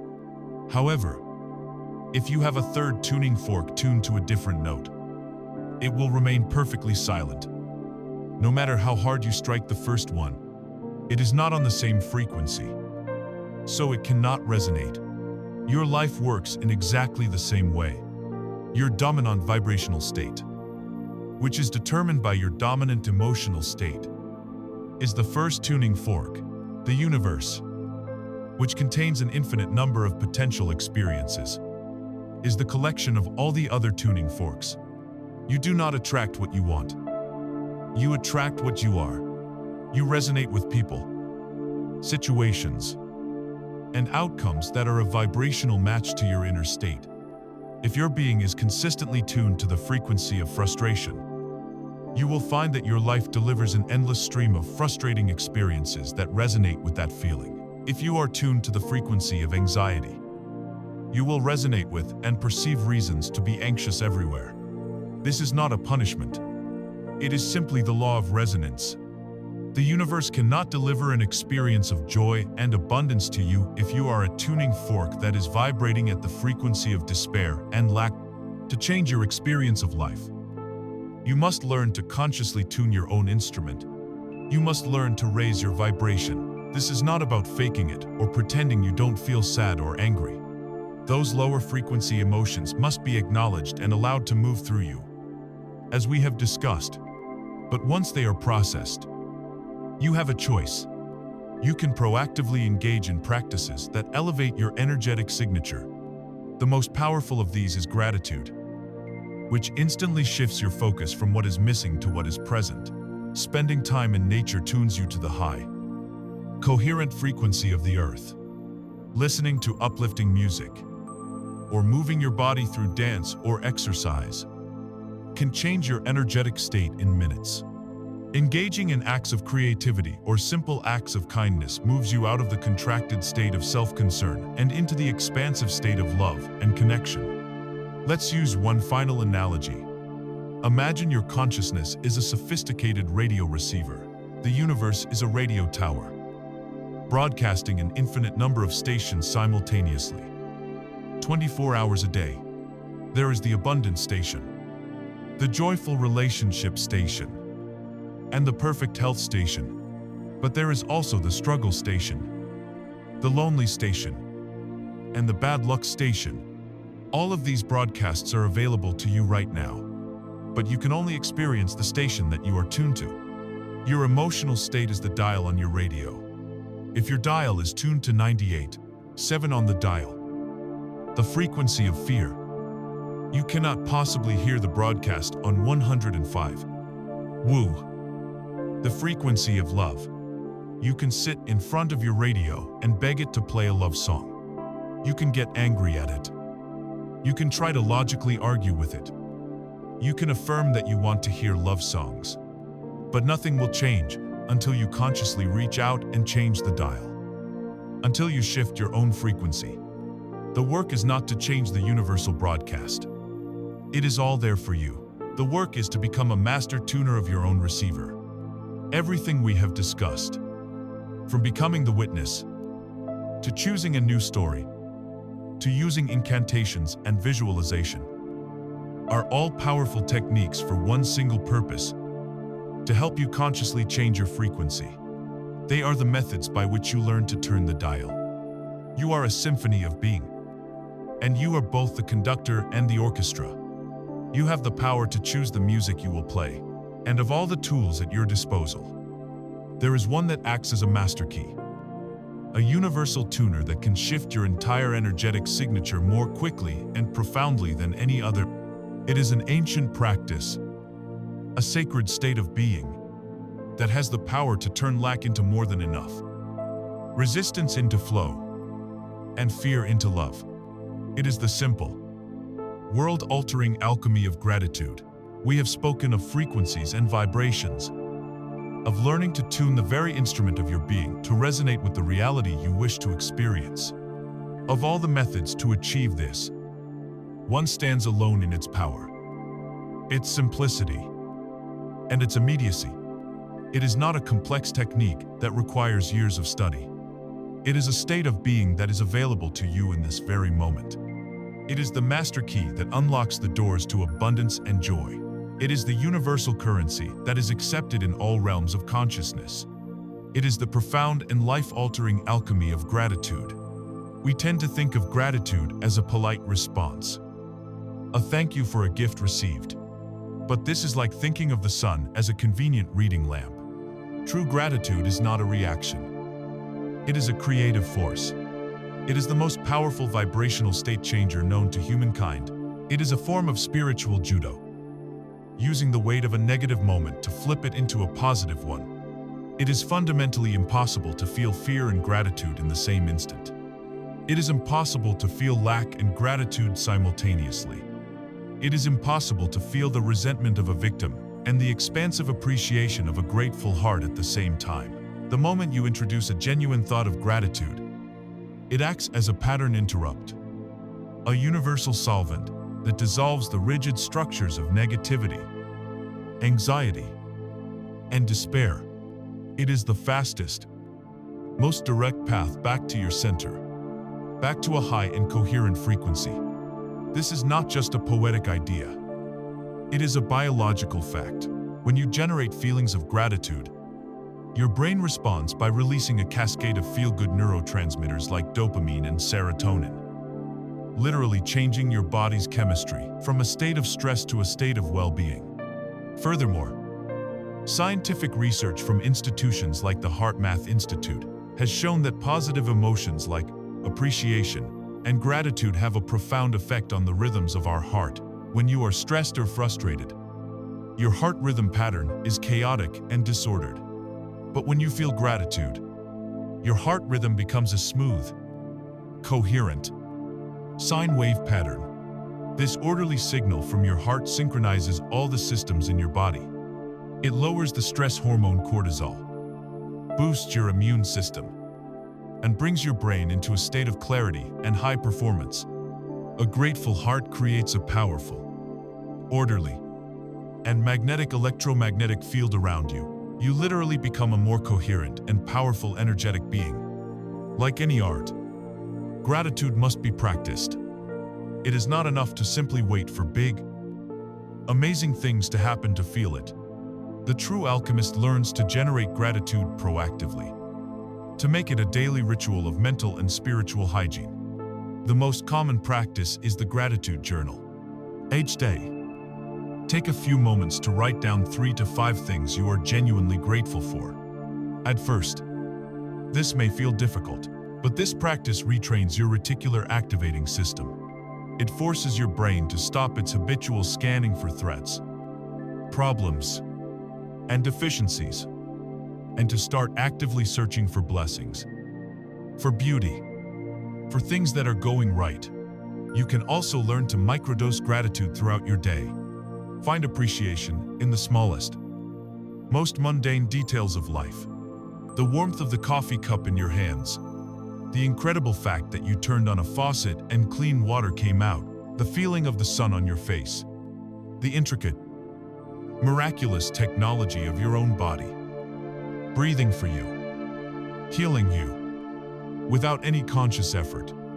By weaving these moments of appreciation into the fabric of your day, you begin to change your default state from one of mindless stress to one of mindful thankfulness. You are constantly tuning your instrument.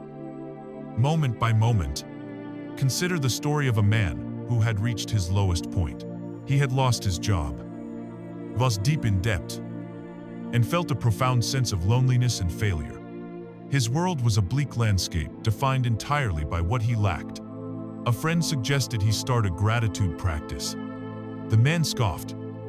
Grateful for what? For my debt, for my empty apartment, but with nothing left to lose. He agreed to try. The first day was excruciating. After 10 minutes of staring at a blank page, he wrote, "I'm grateful for this pen that works." The next day, he wrote, "I'm grateful for the roof over my head, even if I'm behind on rent." Slowly, arduously, he continued. He found gratitude for the taste of his food, for a single phone call from his sister, for the beauty of a sunset he noticed for the first time in years. He wasn't denying his problems. He was simply forcing his brain to acknowledge that his problems were not the only reality. Week by week, a subtle shift occurred. His focus began to move from the mountain of what was wrong to the small, growing garden of what was right. This shift in focus created a shift in his emotional state. His vibration, the heavy cloak of despair, began to feel a little lighter. He started to feel a glimmer of hope. And as his energy changed, the world began to resonate with his new frequency. A former colleague called out of the blue with a small freelance project. He reconnected with an old friend who reminded him of his strengths. Small opportunities began to appear where before there were only closed doors. Gratitude did not magically erase his debt, but it changed him, and that change allowed him to see the path out. This leads us to the most advanced and powerful form of this practice, the ultimate act of conscious creation. This is the practice of feeling gratitude for something you desire before you have received it. It is the alchemy of giving thanks for a reality that, as of now, exists only in your imagination.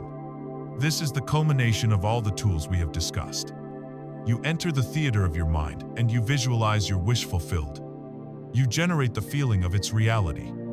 And then, you flood your entire being with a profound and genuine gratitude for it, as if you are looking back on a cherished memory. In doing this, you are sending the most powerful and coherent signal possible to the universe.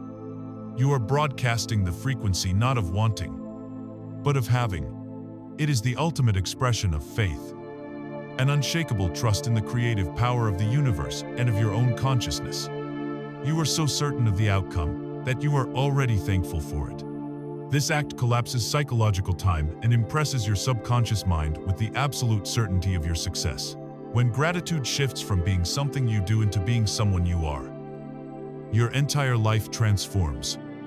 It becomes the lens through which you see everything. A challenge is no longer a crisis, but an opportunity for which you are grateful because it will make you stronger. A closed door is no longer a rejection, but a redirection for which you are grateful because it is guiding you to something better. You become a walking, talking tuning fork for grace, for synchronicity, for miracles. You are living in a state of perpetual reception to the good that the universe is constantly offering. But to fully inhabit this state of grace, there is one more art we must master. Gratitude is about appreciating what is. Its necessary counterpart is the art of releasing our attachment to what was and our desperate need to control what will be. We must learn to let go. We must learn the sacred art of surrender.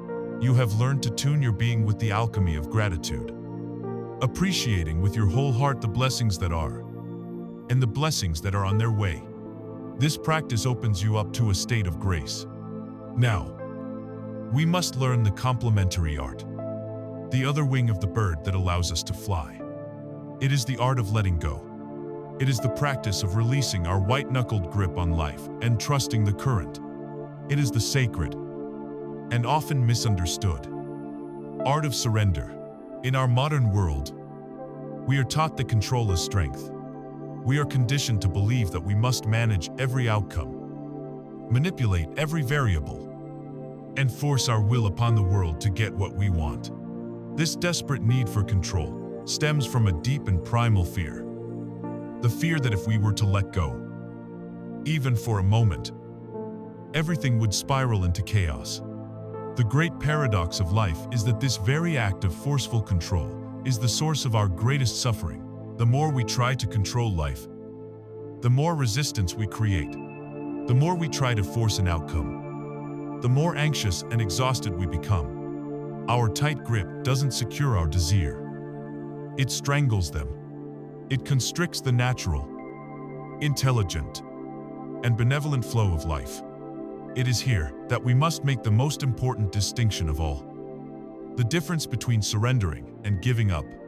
They may appear similar from the outside, but internally, they are polar opposites. Giving up is an act of hopelessness. It is born from the victim narrative. It is the heavy, defeated sigh of, "It's never going to happen for me, so why even try?" It is a collapse of energy, a retreat into the low vibration state of apathy and despair. Surrender, on the other hand, is an act of profound power and trust. It is born from the narrative of the co-creator. It is the calm, confident exhale of, "I have done my part with excellence. I have planted the seed of my intention with clarity. I have watered it with the emotion of my faith, and I have shined the light of my attention upon it. Now, I release my attachment to the specific timing and the specific manner of its growth. I trust that the universal intelligence, the master gardener, will handle the details in a way that is for my highest good." Giving up is dropping your power. Surrender is plugging into the ultimate power. A core part of this practice is letting go of the cursed house. Your conscious mind, with all its brilliance, is like a person looking at a vast landscape through a tiny keyhole. It can only see one or two possible paths to your destination. The universe, the infinite intelligence of which you are a part, sees the entire landscape. It sees every shortcut, every beautiful scenic route, every unexpected pathway that your limited perspective could never conceive of. When you obsess over how your desire must manifest, when you decide it must come through this one specific job or this one specific person, you are effectively shouting at the universe, "I don't trust your view. We must take this one narrow, difficult path that I can see through my keyhole." Surrender is the wisdom to put your eye down from the keyhole, to trust that the guide who sees the whole map will lead you along the most elegant and efficient route, even if it's a route you never could have predicted. To truly surrender into the flow of the present, we must also be willing to release the anchor of the past. This is the essential work of forgiveness. Holding onto resentment, anger, or grievances from the past is like trying to sail a ship while dragging a massive, heavy anchor behind you. It drains your energy and keeps you tethered to a low vibrational reality. Forgiveness is not something you do for the other person. It is a radical act of self-preservation. It is the conscious decision to cut the energetic cord that is binding you to a painful memory. It is a declaration that you will no longer allow your precious life force to be siphoned into the black hole of a past event. You are reclaiming all of your energy for the present moment, for the creation of a new future. And this forgiveness must, most importantly, to be extended to yourself. You must release the story of your past mistakes and allow yourself to be born anew in this moment. Imagine two people trying to get to the opposite bank of a wide, flowing river. The first person, the controller, believes the only way across is a perfectly straight line. They jump into the water and begin swimming with all their might directly against the strongest part of the current. Their journey is a frantic, exhausting struggle. They splash. They gasp for air. They fight the river every step of the way. And they make painstakingly slow progress, all while their body is flooded with the stress and tension of the battle. The second person, the surrenderer, has the same goal: to reach the other side. They do their part. They jump into the water and begin to swim. But instead of fighting the current, they surrender to its general flow.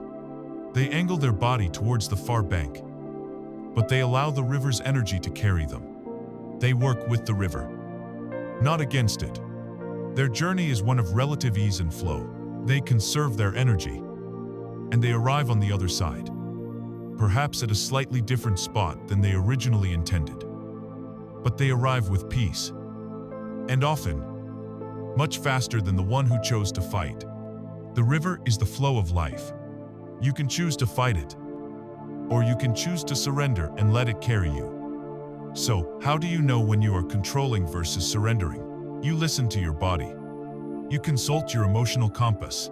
The state of control and resistance feels like striving, forcing, impatience, anxiety, and tension. It feels tight in your shoulders, clenched in your jaw, shallow in your breath. The state of surrender feels like allowing, flowing, patience, trust, and relief. It feels like a deep breath, a release of tension in your muscles, an openness in your heart. When you notice the familiar tension of control rising within you, you can perform a simple ritual. Consciously unclench your fists and open your palms. Take a deep breath in, and as you exhale, whisper the word release. Imagine you are placing your desire, your timeline, and your need to know how into the hands of a wiser intelligence, trusting that it is all being handled perfectly. This sacred act of surrender is not about passivity or inaction. It is about transforming the very source of your action. When you let go of the need to push and struggle out of fear, you create a quiet, receptive space within you. And into this space, a new kind of guidance can emerge. You no longer act from the frantic calculations of the ego, but from the calm, clear, and powerful knowing of your intuition. This is the difference between the exhausting grind of hard work and the exhilarating ease of inspired action. Having learned to surrender your need for control and to trust the intelligent flow of life, you create a profound stillness within. This stillness is not emptiness. It is a state of potent readiness. It is the fertile ground from which a new, more elegant and powerful way of operating can emerge. We have been conditioned by our culture to believe that success is forged in the fires of relentless struggle, that the only path to our desires is through the grind and the glorification of burnout. We are taught to push, to strive, to force, to hustle. But what if this approach, born of fear and a belief in scarcity, is actually the long road? What if there is a more graceful, more powerful, and more joyful way to create? This is the way of inspired action, the art of following the energetic flow, The myth of hard work as the sole determinant of success is one of the most disempowering programs running in the collective consciousness. While discipline and effort are noble qualities, action that originates from a low vibrational state is fundamentally inefficient. When you take action from a place of fear, fear of not having enough, fear of missing out, a fear of failure, you are infusing your actions with the very energy you are trying to escape. It is like trying to put out a fire with gasoline. It is the equivalent of frantically spinning your wheels in the mud. You are expending a tremendous amount of energy, creating a lot of noise and mess. But you are only digging yourself deeper into the same spot. Hard work from a place of misalignment only creates more hard work. Inspired action is different. It is action that arises from a state of alignment, from a place of trust, joy, and connection. It is the natural next step that appears when you have done the inner work of tuning your frequency. So how do you recognize it? Inspired action has a very distinct feeling signature. First, it feels light and effortless. It doesn't feel like a chore or a heavy obligation. There is a sense of ease and flow to it, a feeling of being pulled rather than pushing. Second, it is energizing, not draining. When you are engaged in an inspired action, you can lose all track of time. Hours can feel like minutes. You end up feeling more alive and more energetic than when you started. It fills your cup. It doesn't empty it. Third, it often arrives as an intuitive nudge. It is a sudden, clear idea that seems to pop into your mind from out of nowhere. It is a gut feeling, a quiet but persistent knowing that this is the thing to do next. It bypasses the logical, analytical mind. There may be no good reason to do it. It just feels right. Finally, inspired action is often accompanied by the magic of synchronicity. You get a sudden urge to call an old friend, only to find they were just about to call you with a perfect opportunity. You feel a strange pull to visit a particular bookstore, and the exact book you need to solve your problem practically falls off the shelf into your hands. This is the universe giving you a green light, showing you that you are in harmony with the flow of life. Consider the story of a writer who is suffering from a crippling case of writer's block. Her deadline is looming, and she feels immense pressure. Following the hard work model, she chains herself to her desk every morning. She forces herself to stare at the blinking cursor on the blank page for hours on end. Her inner monologue is a tyrant. You have to write. You should be working harder. You are lazy and undisciplined. The entire process is one of struggle, stress, and self-flagellation. And the work she produces, if any, is stilted and lifeless. She is acting from a place of fear and lack, and her results reflect that perfectly. Now, imagine she tries a different approach, recognizing the writer's block not as a character flaw, but as a signal of misalignment. She surrenders.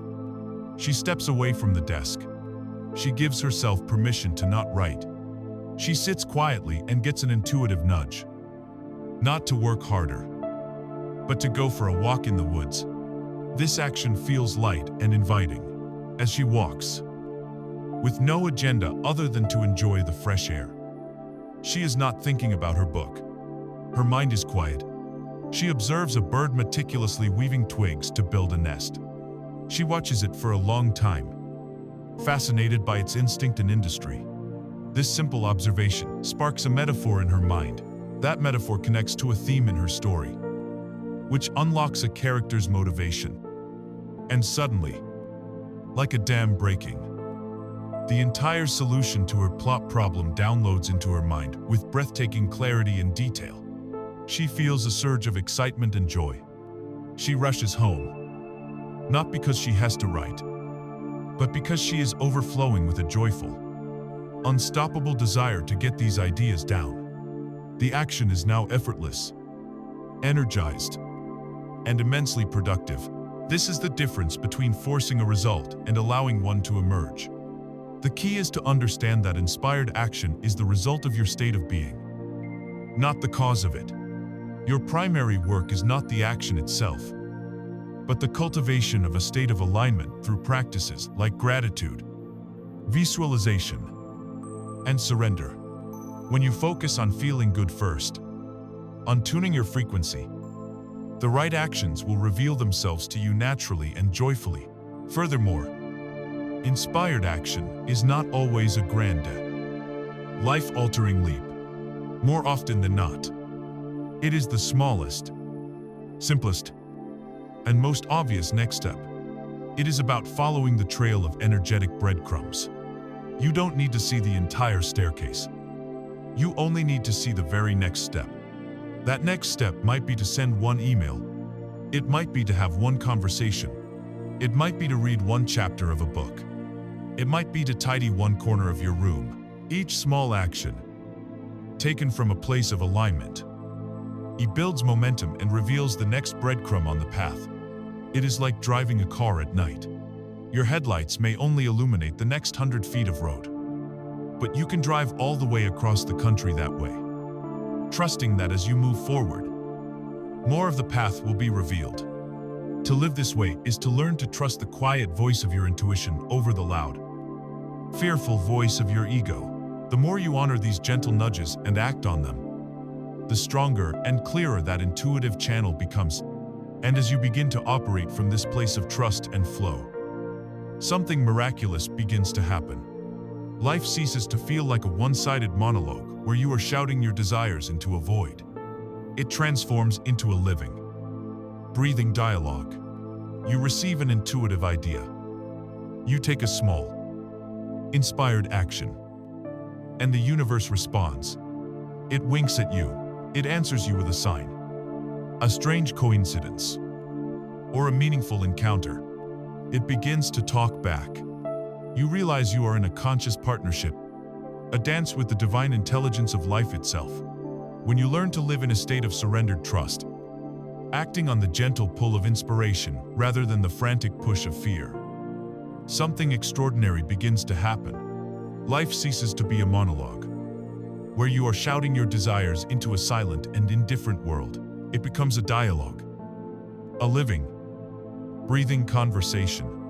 You take a small, aligned step, and the universe leans in and whispers back to you. It responds. These responses often come in the form of meaningful coincidences, events so timely and so personally significant that they feel like a wink from the cosmos.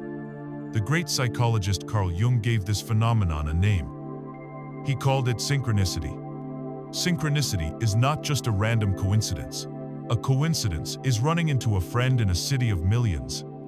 A synchronicity is complaining to the universe that you feel utterly alone. And in that exact moment, running into a friend you haven't seen in 10 years who gives you a hug and says, "I was just thinking about you." It is the meaningful alignment of an inner state with an outer event. A connection that is not bound by linear cause and effect, but by meaning. These events are the universe talking back to you, affirming that you are on the right path, that you are heard, and that you are in harmony with the flow of life. They are not magic tricks performed by an external entity. They are the natural feedback of your own inner coherence. When your inner world becomes orderly and aligned, your outer world begins to reflect that harmony in uncanny and beautiful ways. This cosmic conversation happens in many dialects. One of the most common is the language of number sequences. You may find yourself repeatedly seeing numbers like 1111 or 222. 333, 444 on digital clocks, on license plates, on receipts. At moments when you are pondering a significant question, these are often seen as gentle nudges, signposts from your higher self or the universe, reminding you to pay attention, that you are aligned with your purpose. Another common dialect is through overheard words. You might be wrestling with a decision, and as you walk down the street, you pass a couple and hear just a fragment of their conversation. That seems to be a direct answer to your unspoken question. Or you turn on the radio, and the lyrics of the song playing speak so perfectly to your situation that it brings tears to your eyes. The universe uses the material at hand to deliver its message. It also speaks in the language of symbols, often through nature. You may be at a crossroads in your life, asking for clarity, and a majestic hawk, a personal symbol of vision for you, suddenly circles directly overhead. Or perhaps you keep finding feathers in the most unlikely places just when you need a reminder that you are not alone. These symbols are deeply personal, their meaning derived from your own unique relationship with the world. And perhaps the most powerful form of synchronicity is meeting the right person at the right time. You decide to finally pursue your dream of writing a book, but you have no idea how to get published. The next day, you go to a coffee shop you don't normally visit, and you strike up a conversation with the person next to you, only to discover they are a literary agent. This is the universe acting as the ultimate networker, arranging introductions that your conscious mind could never have orchestrated. So how do we interpret this language? This is where great care must be taken. The goal is not to become obsessively superstitious, searching for hidden meaning in every fallen leaf. This creates anxiety and comes from a place of neediness. The key to interpretation is not in your logical mind, but in your emotional compass. When a synchronicity occurs, the first question to ask is not, "What does this mean?" but "How did this make me feel?" Did the event create a feeling of expansion in your chest? A sense of wonder and confirmation? A feeling of yes, this is the universe affirming your current path? Or did it create a slight feeling of contraction, of pause, a feeling of wait? Look closer. This may be a gentle warning or a nudge to reconsider. The feeling is the translation. Trust your own intuitive response above any external dictionary of symbols. The meaning of a sign is what it means to you. Let us imagine a woman who is deeply unhappy in her stable, secure corporate job. Her soul is calling her to take a massive leap of faith and start her own creative business. But her logical mind is paralyzed by fear. One night, in desperation, she simply asks for a sign. Any sign that she is not completely crazy for considering this. She lets it go and goes about her week. The next day, she idly picks up a book from her shelf, and it falls open to a random page. Her eyes land on a single highlighted sentence. The courage to begin is the only thing that matters. A little jolt goes through her. Later that week, she is in a cafe, and the two women at the table next to her are talking animatedly. She overhears one of them say, with pure elation in her voice, "Leaving my safe job was the most terrifying and by far the best decision I have ever made." The jolt is stronger this time. The following morning, on her commute to the job she dreads, a large truck passes her on the highway, and emblazoned on its side in huge letters is a single word: leap. Now, her heart is pounding. None of these individual events are earth-shattering, but their accumulation, their timing, and their direct relevance to her unspoken question create a powerful, undeniable feeling of confirmation. It feels as though the universe is conspiring to encourage her. These synchronicities did not make the decision for her, but they gave her the courage and the feeling of support she needed to trust the calling of her own heart. They were the lights that illuminated the path she was already meant to walk. To live in this conversational flow with the universe is to live in a state of relaxed awareness. You are not hunting for signs. You are simply open to their arrival. You do the inner work. You cultivate your state of being. You take your small, inspired actions, and then you watch with a sense of playful curiosity for how the world will respond. It is a dance. And when you are in this beautiful state of flow, guided by your inspiration and affirmed by the synchronicities that light your path, you have reached the optimal state for conscious creation. You have learned the core principles of inner alignment. It is now time to take this profound power, this harmonious state of being, and apply it directly to the most tangible and desired areas of human experience. Let us begin with the subject that occupies so much of our energy, the one so fraught with limiting beliefs and cultural programming: our relationship with wealth and the creation of true, lasting abundance. Now that you are living in a conscious dialogue with the universe, acting from inspiration and affirmed by the signs that light your path, you have cultivated a state of profound creative power. It is time to consciously direct this power into the areas of your life you wish to transform. Let us begin with the one that is so often charged with our greatest fears, our deepest wounds, and our most powerful desires: your relationship with wealth and the creation of true, lasting abundance. The first and most critical step in rewriting your money story is to neutralize money itself. For most of us, money is not a neutral topic. It is a loaded gun. It is tangled up with our sense of worth, our feelings of security, our guilt, our shame, and our dreams. We must strip it of this heavy, the emotional charge, and see it for what it truly is: energy.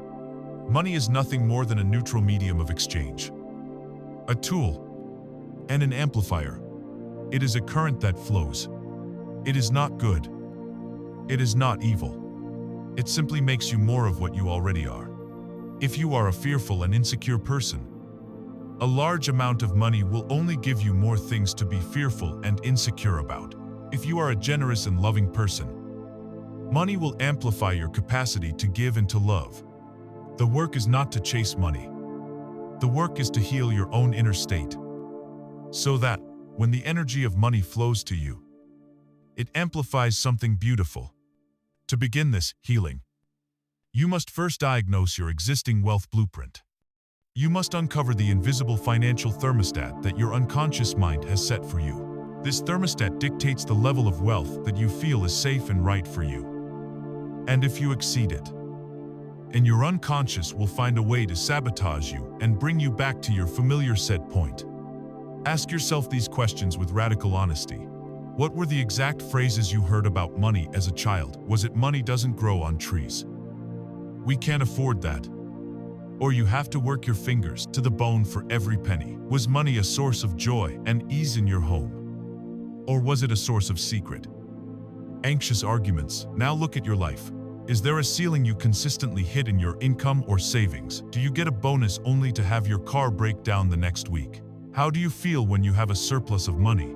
Does it make you feel anxious, guilty, or give you a nervous urge to spend it immediately to get back to the familiar feeling of just enough? Your answers to these questions will reveal the hidden programming of your financial thermostat. Once the blueprint is revealed, the healing can begin.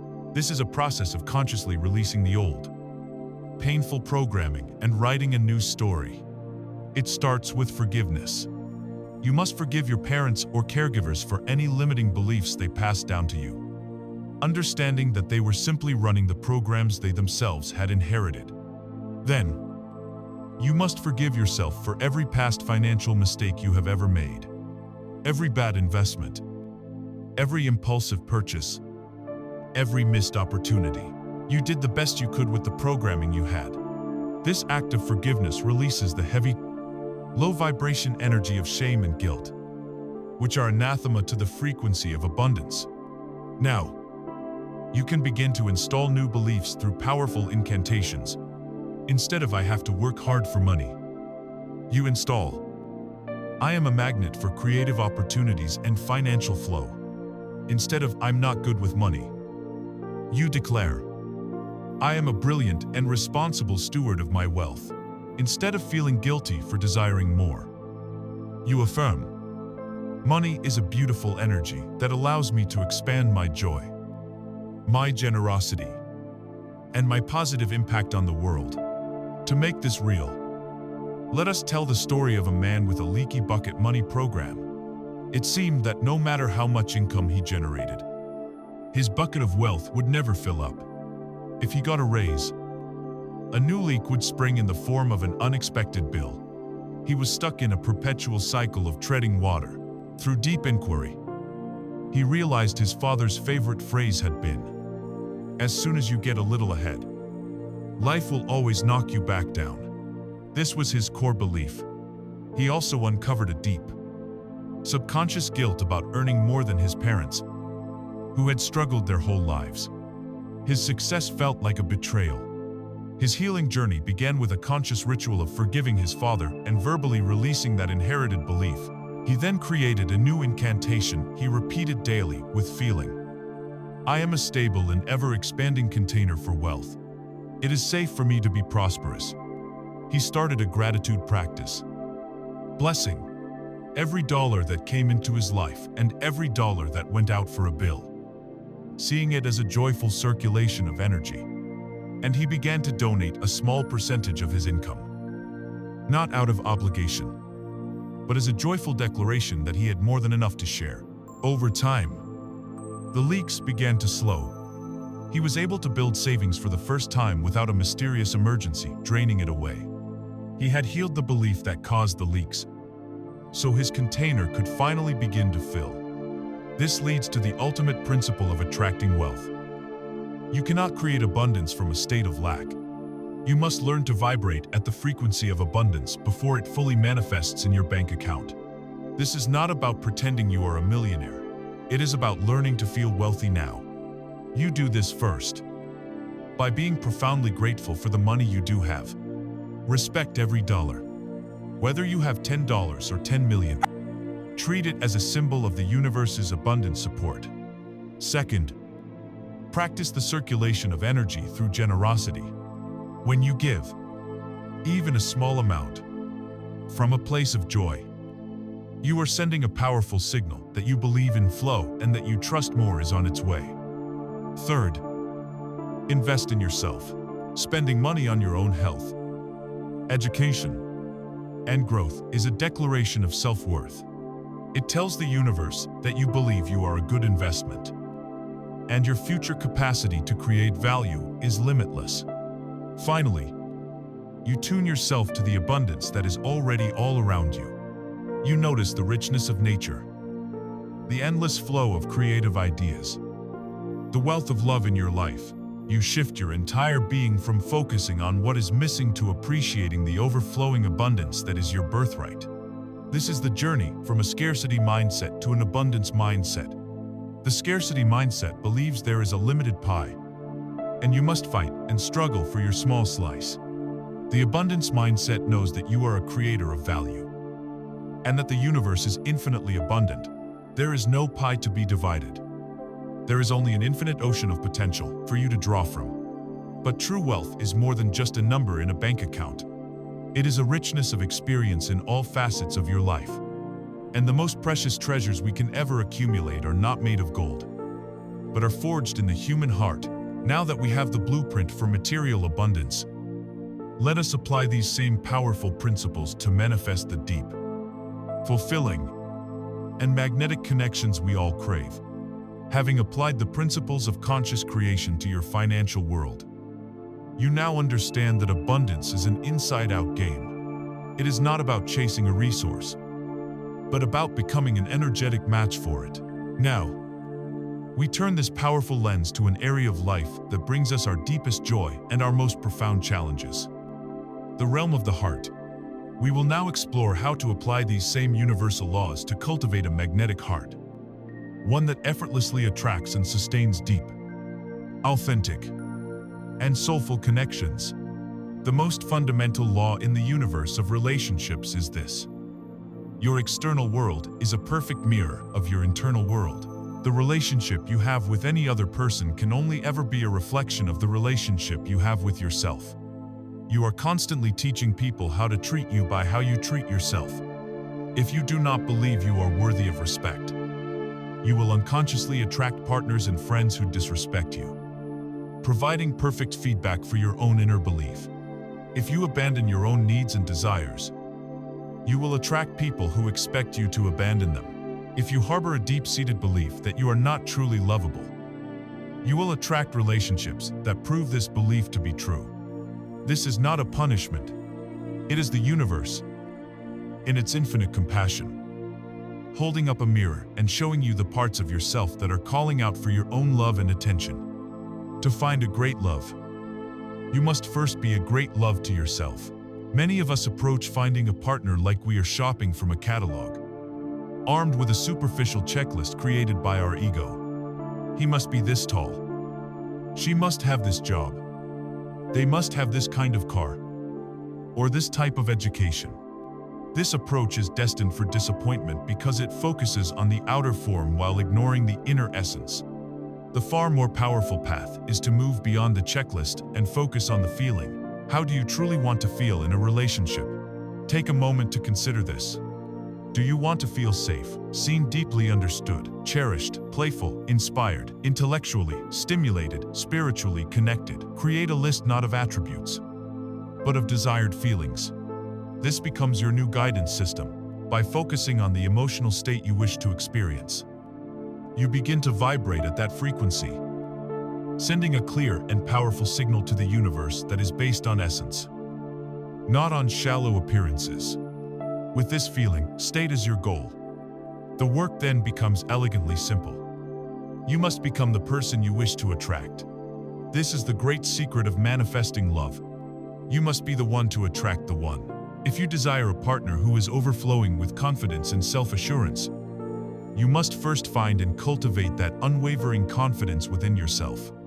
If you crave someone who is emotionally open, honest, and vulnerable, you must first have the courage to become emotionally open, honest, and vulnerable with yourself and with the world. If you want to attract a partner who is financially abundant and responsible, you must first heal your own money wounds and become a master of your own financial reality.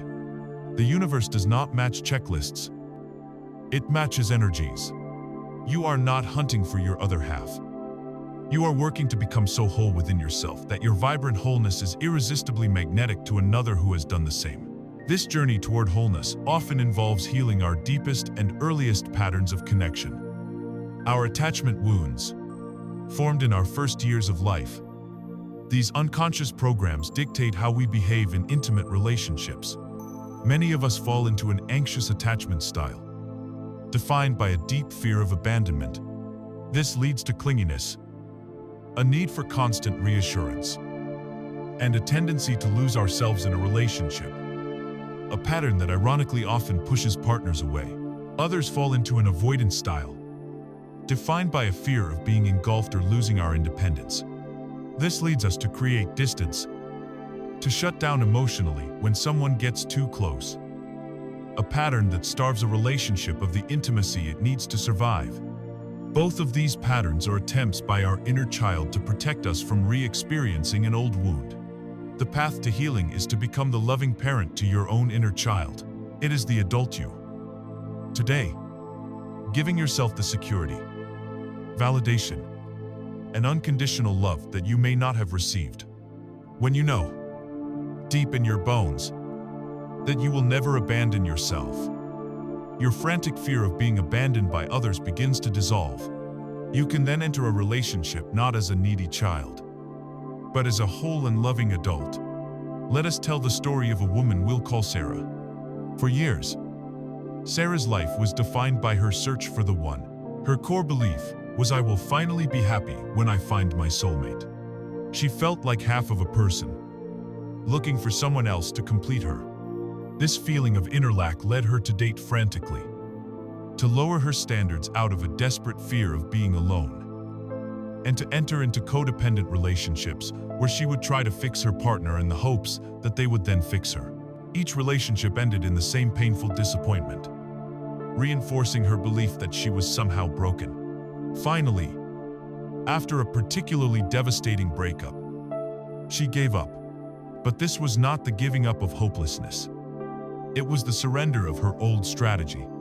She made a new vow, not to find the one, but to be the one. She decided to fall in love with her own life. She poured all the energy she had been spending on dating into herself. She reconnected with old friends. She took a pottery class she had always dreamed of, and she excelled in her career. She started a meditation practice. She learned to enjoy taking herself out to dinner, to relish her own company, to build a life that was so rich and full and joyful that she no longer felt a void.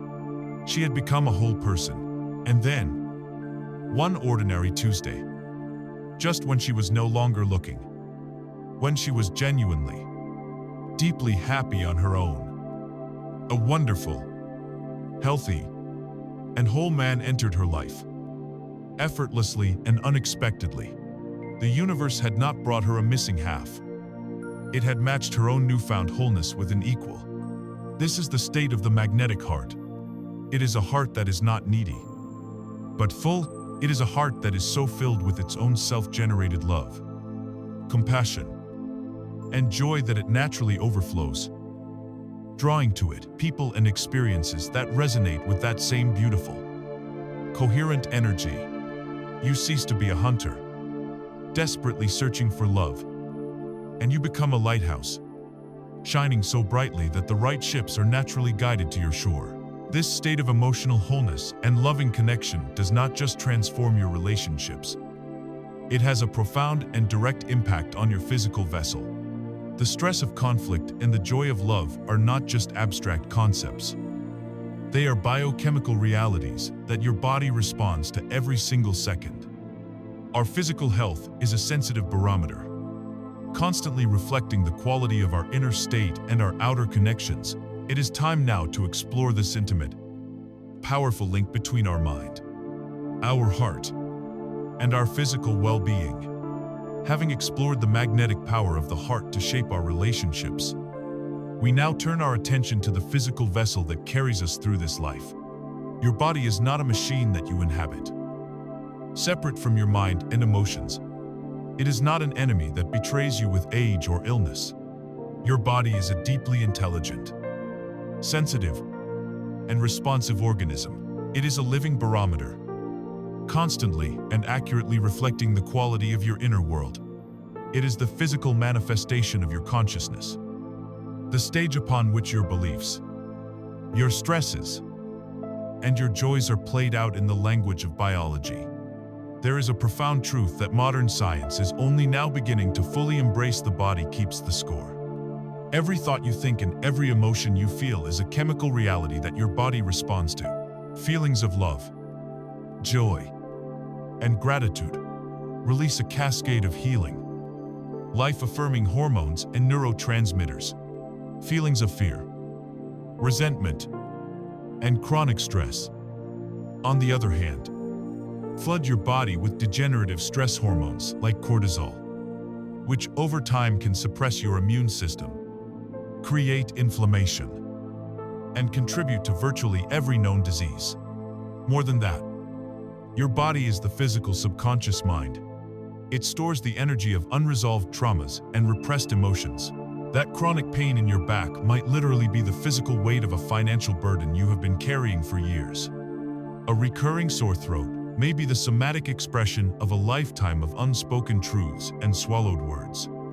A tense stomach may be the physical home of a deep-seated anxiety.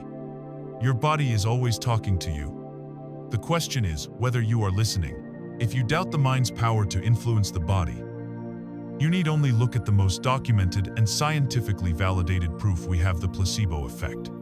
This is not evidence that an illness is all in your head. It is evidence that the cure is also in your head.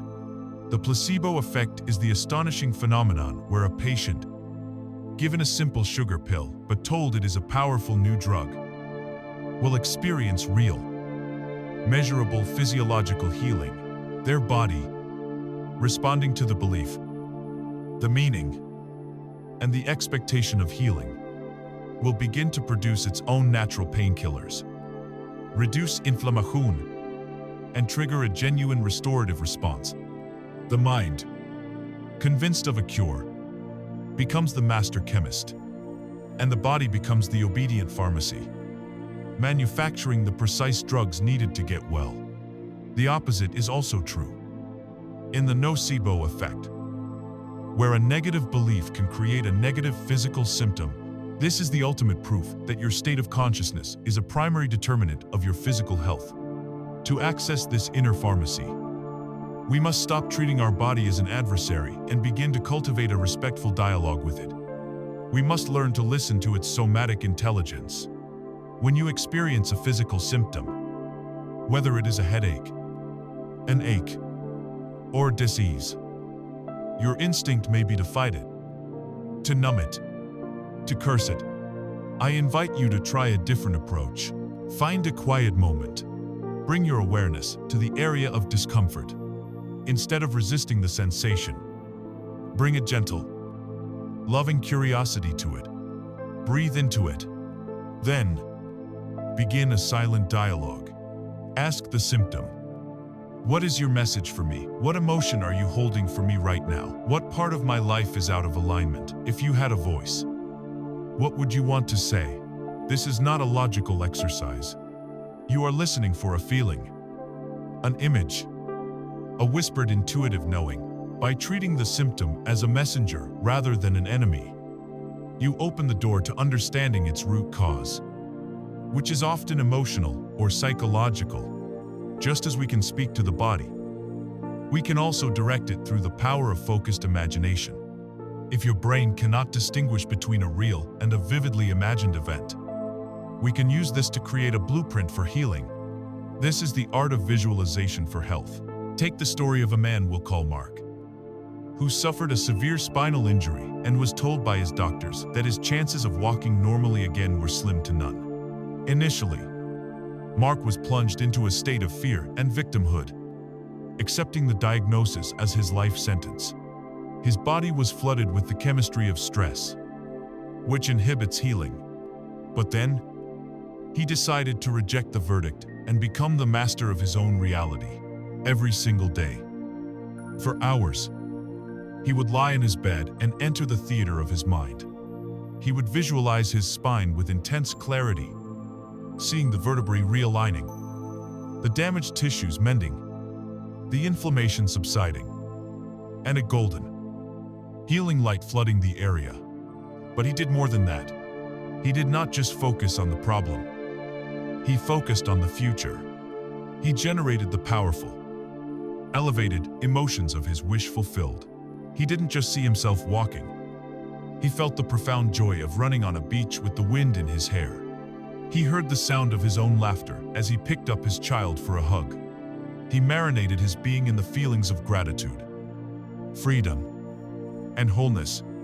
He was combining a clear intention, healing his spine, with an elevated emotion. He was changing his brain, which in turn sent new, life-affirming signals to his body. He was programming his body for a miracle. And over time, against all medical expectations, he made a full recovery, becoming a walking testament to the mind's power to direct the body's innate healing intelligence. You have this same power. You can use visualization to direct your own healing. You can imagine your immune system as an army of brilliant, powerful white blood cells, intelligently seeking out and dissolving anything that does not belong. You can visualize a soothing, healing energy flowing into any part of your body that needs it. Most importantly, you can practice feeling what it feels like to be completely healthy and vibrant. How does it feel to wake up with abundant energy? How does it feel to move your body with ease and freedom? By generating these feelings, you are instructing your body to make that feeling your reality. You are not your diagnosis. A diagnosis is a label for a set of symptoms at a particular point in time. It is not your identity, and it is not your destiny. By becoming the master of your inner world, you become an active and powerful co-creator in your own healing journey. We have now explored our power to shape our finances, to magnetize love, and to influence our own physical well-being. When you begin to grasp the sheer scope of this creative potential, a deeper, more profound question naturally begins to surface. What is all this for? What is the purpose of learning to consciously create our lives? As we harmonize our inner world, as we heal our wounds and claim our power, we inevitably begin to feel a yearning to express our unique gifts in service to the world. We begin the search for our dharma, for our true soul's purpose, as you learn to consciously direct the currents of your life, creating health, magnetizing love, and generating abundance from the inside out. A new and more profound question begins to stir in the quiet depths of your being. It is the great why. Why am I here? What is this all for? What is the unique contribution that only I can make? This yearning is the soul's call to its ultimate adventure. The quest to discover and live your dharma, your sacred purpose. We must begin by dismantling the limited cultural definition of purpose. Your purpose is not a job title. It is not a career path. It is not a goal to be achieved. Your Dharma is the unique energetic signature of your soul in action. It is the intersection of your greatest joy and the world's greatest need. A doctor who is burned out and disconnected from her patients may be practicing a profession, but she is not living her Dharma. A school janitor who takes immense pride in creating a clean, safe, and beautiful environment for children, and who greets every child with a smile, may be living his Dharma profoundly. It is not what you do, but the why behind what you do, and the joyful, resonant energy you bring to it. So how do we find this elusive purpose? The Japanese have a beautiful concept called ikigai, which can be translated as a reason for being. It offers a powerful map to locate your Dharma. Your purpose lies at the intersection of 4 essential circles. The first circle is what you love. What are you deeply passionate about? What subjects could you read about for hours? What activities make you lose all track of time? This is the fuel for your journey. The second circle is what you are good at. What are your innate, God-given talents? What skills have you painstakingly developed? What do people naturally come to you for advice or help with? This is your unique toolkit. The third, crucial circle is what the world needs. Look at the world with open eyes and an open heart. What breaks your heart? What problems do you feel a burning desire to solve? How can your passions and your talents be of service to others? To your community? To the planet? This is your mission. And the fourth circle is what you can be paid for. How can you create a sustainable energy exchange in the form of money for offering your unique gifts to the world? This is what makes your purpose practical and allows you to thrive while living it. When you find the place where your passion, your mastery, your mission, and your profession all overlap, you have not just found a career. You have found your ikigai. You have found your reason for waking up in the morning. The great mythologist Joseph Campbell famously advised, "Follow your bliss, and the universe will open doors for you, where there were only walls." This is not a whimsical suggestion. It is the most practical, spiritual guidance you will ever receive. Your bliss, your joy, your excitement, your deep sense of curiosity. This is your soul's compass pointing directly toward your Dharma. The path of purpose is not meant to be a path of arduous struggle. When you are doing what you came here to do, it feels resonant. It feels right. It energizes you. The universe conspires to support you. This does not mean there will be no challenges, but the challenges themselves will feel meaningful, like necessary initiations on your sacred quest. Perhaps no story illustrates this journey better than Paulo Coelho's classic, The Alchemist. It is the tale of Santiago, a humble shepherd boy who has a recurring dream of a treasure hidden at the pyramids in Egypt. This dream is the call of his Dharma, what the book calls his personal legend. To follow it, he must first have the courage to leave behind the familiar and the secure. He must sell his beloved flock of sheep. His journey is fraught with fear and setbacks. He is robbed and left destitute in a foreign land. He is tempted at every turn to give up and return to the comfortable, predictable life he once knew. But he learns to listen to his heart and to read the omens, the synchronicities the universe provides to guide him. Along the way, the journey itself transforms him. The treasure he seeks is not just the gold at the end, but the wisdom, the love, and the connection to the soul of the world that he gains by having the courage to follow his path. His story is our story. Your purpose is your personal legend, and the universe is constantly sending you omens to guide you toward it. Discovering your purpose is one half of the journey. The other half is cultivating the courage to live it. And this is where the fears will rise up. The fear of financial instability will scream, "You can't make a living doing that." Be practical. The fear of judgment will whisper, "What will your family think?" People will think you're crazy. The fear of failure will taunt you. "You're not good enough. Who are you to even try?" And this is where all the tools you have gathered on this journey become your allies. You use your power as the witness to observe these fears without becoming them. You use incantations to rewrite your limiting beliefs about what is possible. You use visualization to vividly imagine yourself successfully and joyfully living your purpose. And you use the art of surrender to release your attachment to the timeline and trust that the path will unfold perfectly. Remember that your Dharma is not always a single, grand revelation. It is often a gradual unfolding. It is the process of following the thread of your joy and curiosity, one step at a time. The purpose of today may simply be to read a certain book, or to learn a new skill, or to have a brave conversation. Each of these small, aligned actions will reveal the next step on the path, and then the next. You don't need to see the final destination. You only need to have the courage to take the next step that feels most alive. When you align your life with your Dharma, you step into a new dimension of being. You are no longer pushing a boulder up a hill. You are in a river of grace, and its current is carrying you. Your actions become inspired and effortless. Synchronicities become your daily reality. You feel a profound sense of rightness, of being in the right place, at the right time, doing the right thing with your life. This beautiful, energized, and highly creative state of being has a name. It is the state where you and your actions become one, where time seems to fade away, and where you are fully immersed in the joyful expression of your soul. This is the state of flow, when you align your life with the compass of your joy, following the path of your unique Dharma. You begin to experience a state of consciousness that is the pinnacle of human experience.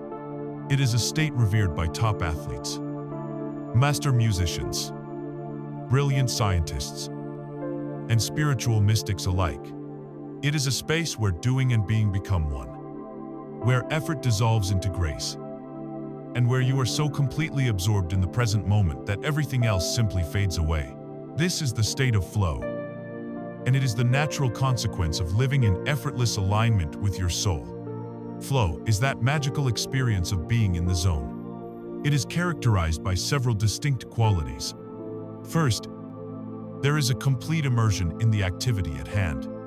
Your focus narrows like a laser beam, and the normal distractions of the world, as well as your own internal chatter, simply disappear. Second, your sense of time becomes distorted.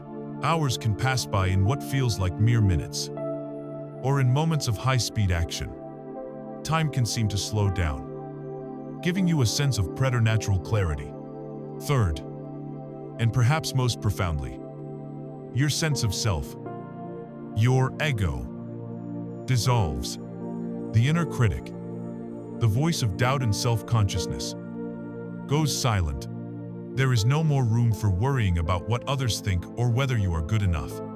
The separation between the doer and the doing vanishes. You are no longer a person painting a picture. You are the painting itself. You are no longer a musician playing an instrument. You are the music flowing through it. In this state, your actions and your awareness merge. You are not thinking about the next step. You are simply taking it. Your movements feel spontaneous, perfect, and intuitively guided, as if you are channeling an intelligence far greater than your own. And paradoxically, even as your sense of self has dissolved, you experience a feeling of profound control and mastery over your actions. Everything just works. Everything flows. Finally, the experience of flow is intrinsically rewarding. You are not engaged in the activity for some future payoff, like money or praise. The reward is the sheer, unadulterated joy of the activity itself.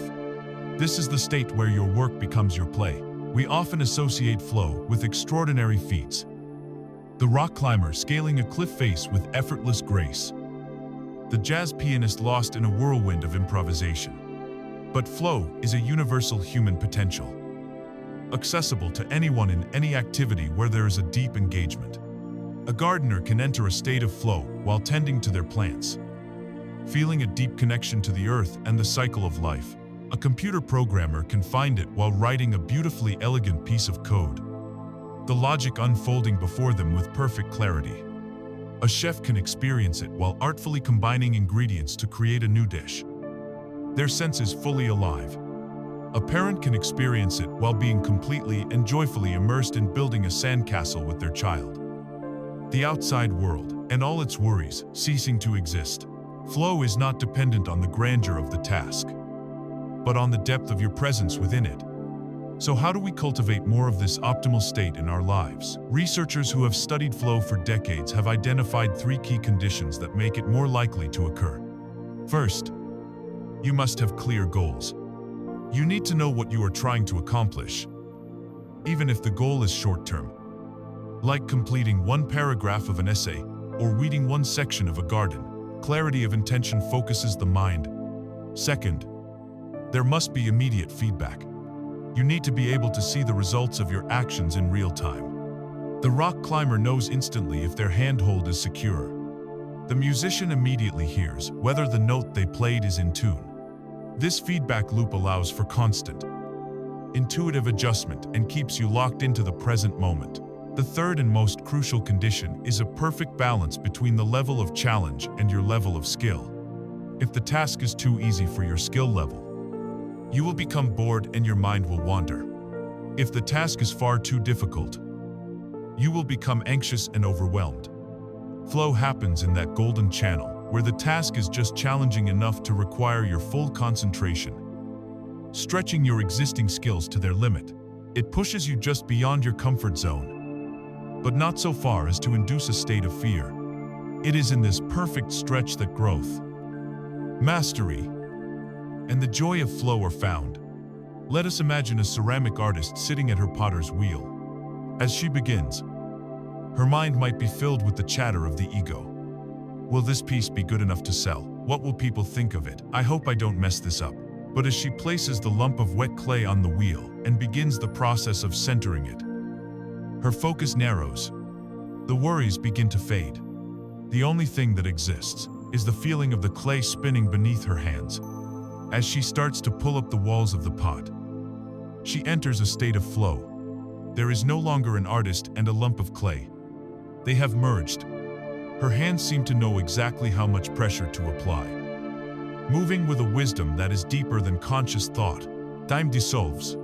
She is aware of nothing but the sensory experience. The hum of the wheel, the cool slip of the clay, the gradual emergence of a beautiful form. When she is finished, she looks up and realizes that 2 hours have passed in what felt like 15 minutes. She looks at the elegant vessel before her, not with a sense of egoic pride, but with a feeling of wonder, as if this beautiful thing was created through her, not just by her. This is the magic of flow. This state is the ultimate expression of all the principles we have been exploring. When you are in flow, you are completely and utterly in the present moment. Your vibrational frequency is high and coherent, filled with the energy of joyful engagement. Your actions are, by definition, inspired actions.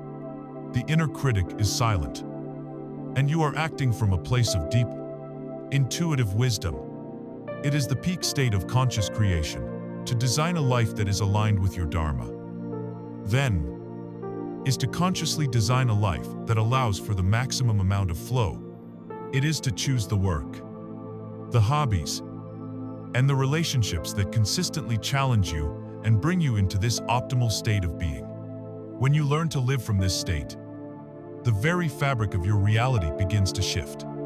The line between you and your life, between the observer and the observed, begins to blur. You are no longer a noun, a separate self who is acting upon the world. You become a verb. You are a current of creative intelligence flowing through a human vessel. This profound realization of non-separation is the final gateway. It is the understanding that you are not just a small, insignificant piece of the universe. You are the entire universe, experiencing itself. You are, in your very essence, the conscious creator. We have journeyed from the dark, silent depths of the unconscious mind to the exhilarating, light-filled peaks of inspired flow. We have seen how the hidden blueprints of our childhood forged the repeating patterns of our lives. We have learned to dance with our shadows, to read the compass of our emotions, to rewrite the stories we tell ourselves, and to align our very being with the energies of abundance, love, and vitality. We have arrived at the final vista, the summit of this mountain of self-knowledge. Here, in the rarefied air of pure awareness, we are ready to embrace the ultimate truth of our existence. The realization that you are not merely a participant in reality. You are its source. You are the conscious creator. The journey begins with the final, complete shedding of the victim narrative. To be a conscious creator is to take 100% responsibility for your experience of life. This is not the same as fault or blame, which are low vibration energies of the ego. Responsibility is not a burden. It is the purest declaration of your power. It is the understanding that your external world is a flawless reflection of your internal state. Every person, every situation, every challenge is a mirror, showing you the contents of your own consciousness. To blame the mirror for the reflection is to remain a child. To look into the mirror, understand that the reflection originates within you, and then consciously work to change that inner source. That is the beginning of true mastery. You realize that nothing happens to you. Everything happens through you, and for you, as a lesson, as feedback, and as an opportunity to know yourself more deeply. With this profound sense of responsibility comes the most liberating realization a human being can have. You are not a small, separate self, fighting for survival in a vast and indifferent cosmos. That feeling of separation is the primary illusion of the ego. You are the cosmos itself, experiencing life through a unique and personal lens. Imagine a wave in the ocean. The wave has a distinct form, a unique journey, a beginning and an end. It can be gentle or powerful, brief or long-lasting. From its perspective, it is a separate entity, and I called a wave. But what is the wave made of? It is made of ocean. Its very substance is ocean. It is not separate from the ocean. It is simply the ocean expressing itself in a temporary, individualized form. The wave can spend its entire existence fearing its inevitable crash upon the shore, seeing it as its death, or it can awaken to the truth of its nature and realize that crashing on the shore is not an end, but a joyful return, a dissolving of the temporary form back into the infinite, boundless essence of what it has always been. You are not the wave. You are the ocean. Your personality, your body, your name. These are the temporary forms of the wave. But your true nature, your consciousness, your very being, is the infinite ocean of life itself. From this perspective, life transforms from a serious struggle into a divine play. The ancient wisdom traditions of the East call this Leela, the cosmic game, the one, infinite consciousness, for the sheer joy of experience. Pretends to be many.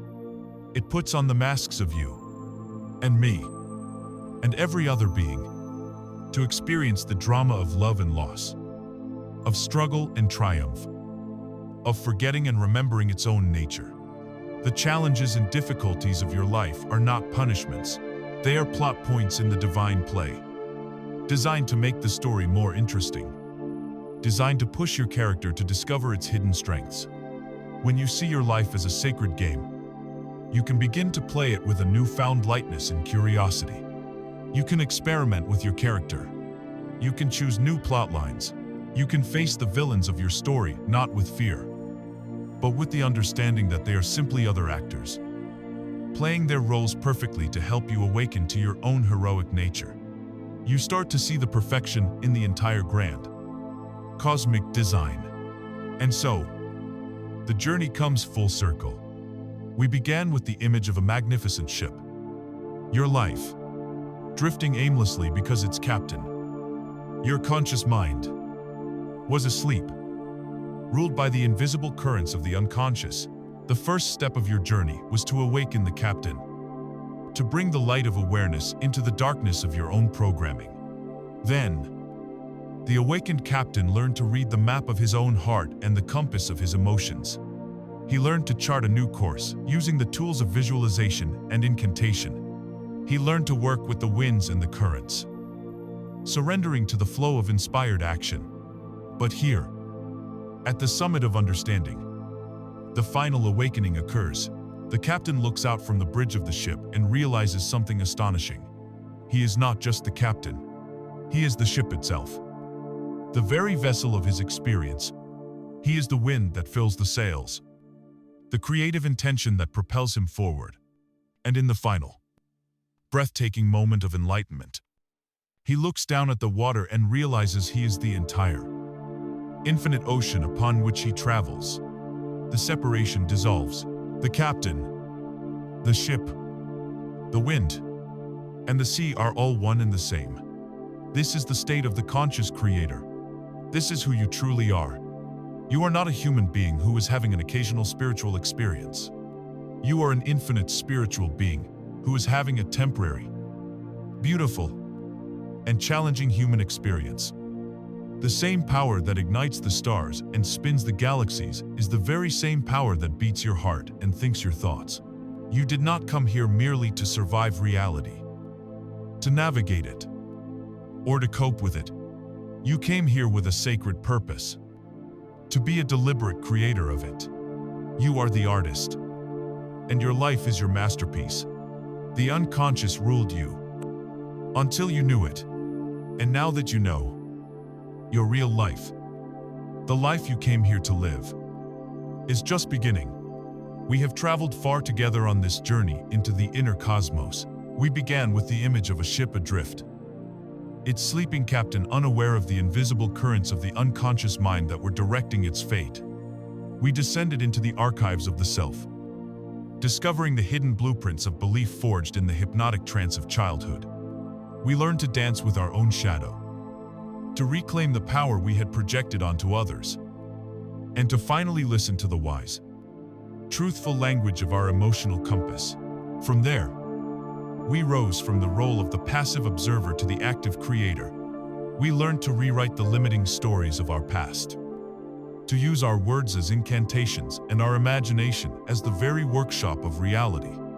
We explored the symphony of our own being, understanding our vibrational frequency not as a mystical concept, but as the tangible state of our own heart. We found the master key of gratitude, the elegant power of surrender, and the joyful ease of inspired action. We learned to read the signs and synchronicities that light our path, realizing that we are in a constant dialogue with a living, responsive universe. And finally, we arrived at the ultimate realization that the captain, the ship, and the entire ocean are one. We awoke to our true nature as the conscious creator. If there is one truth to take with you from our time together, and let it be this: the unconscious rules you, only until you know it. The moment you turn the light of your awareness inward, you cease to be a puppet of the past, and you become the master of your present. True power is not found in controlling the world outside of you.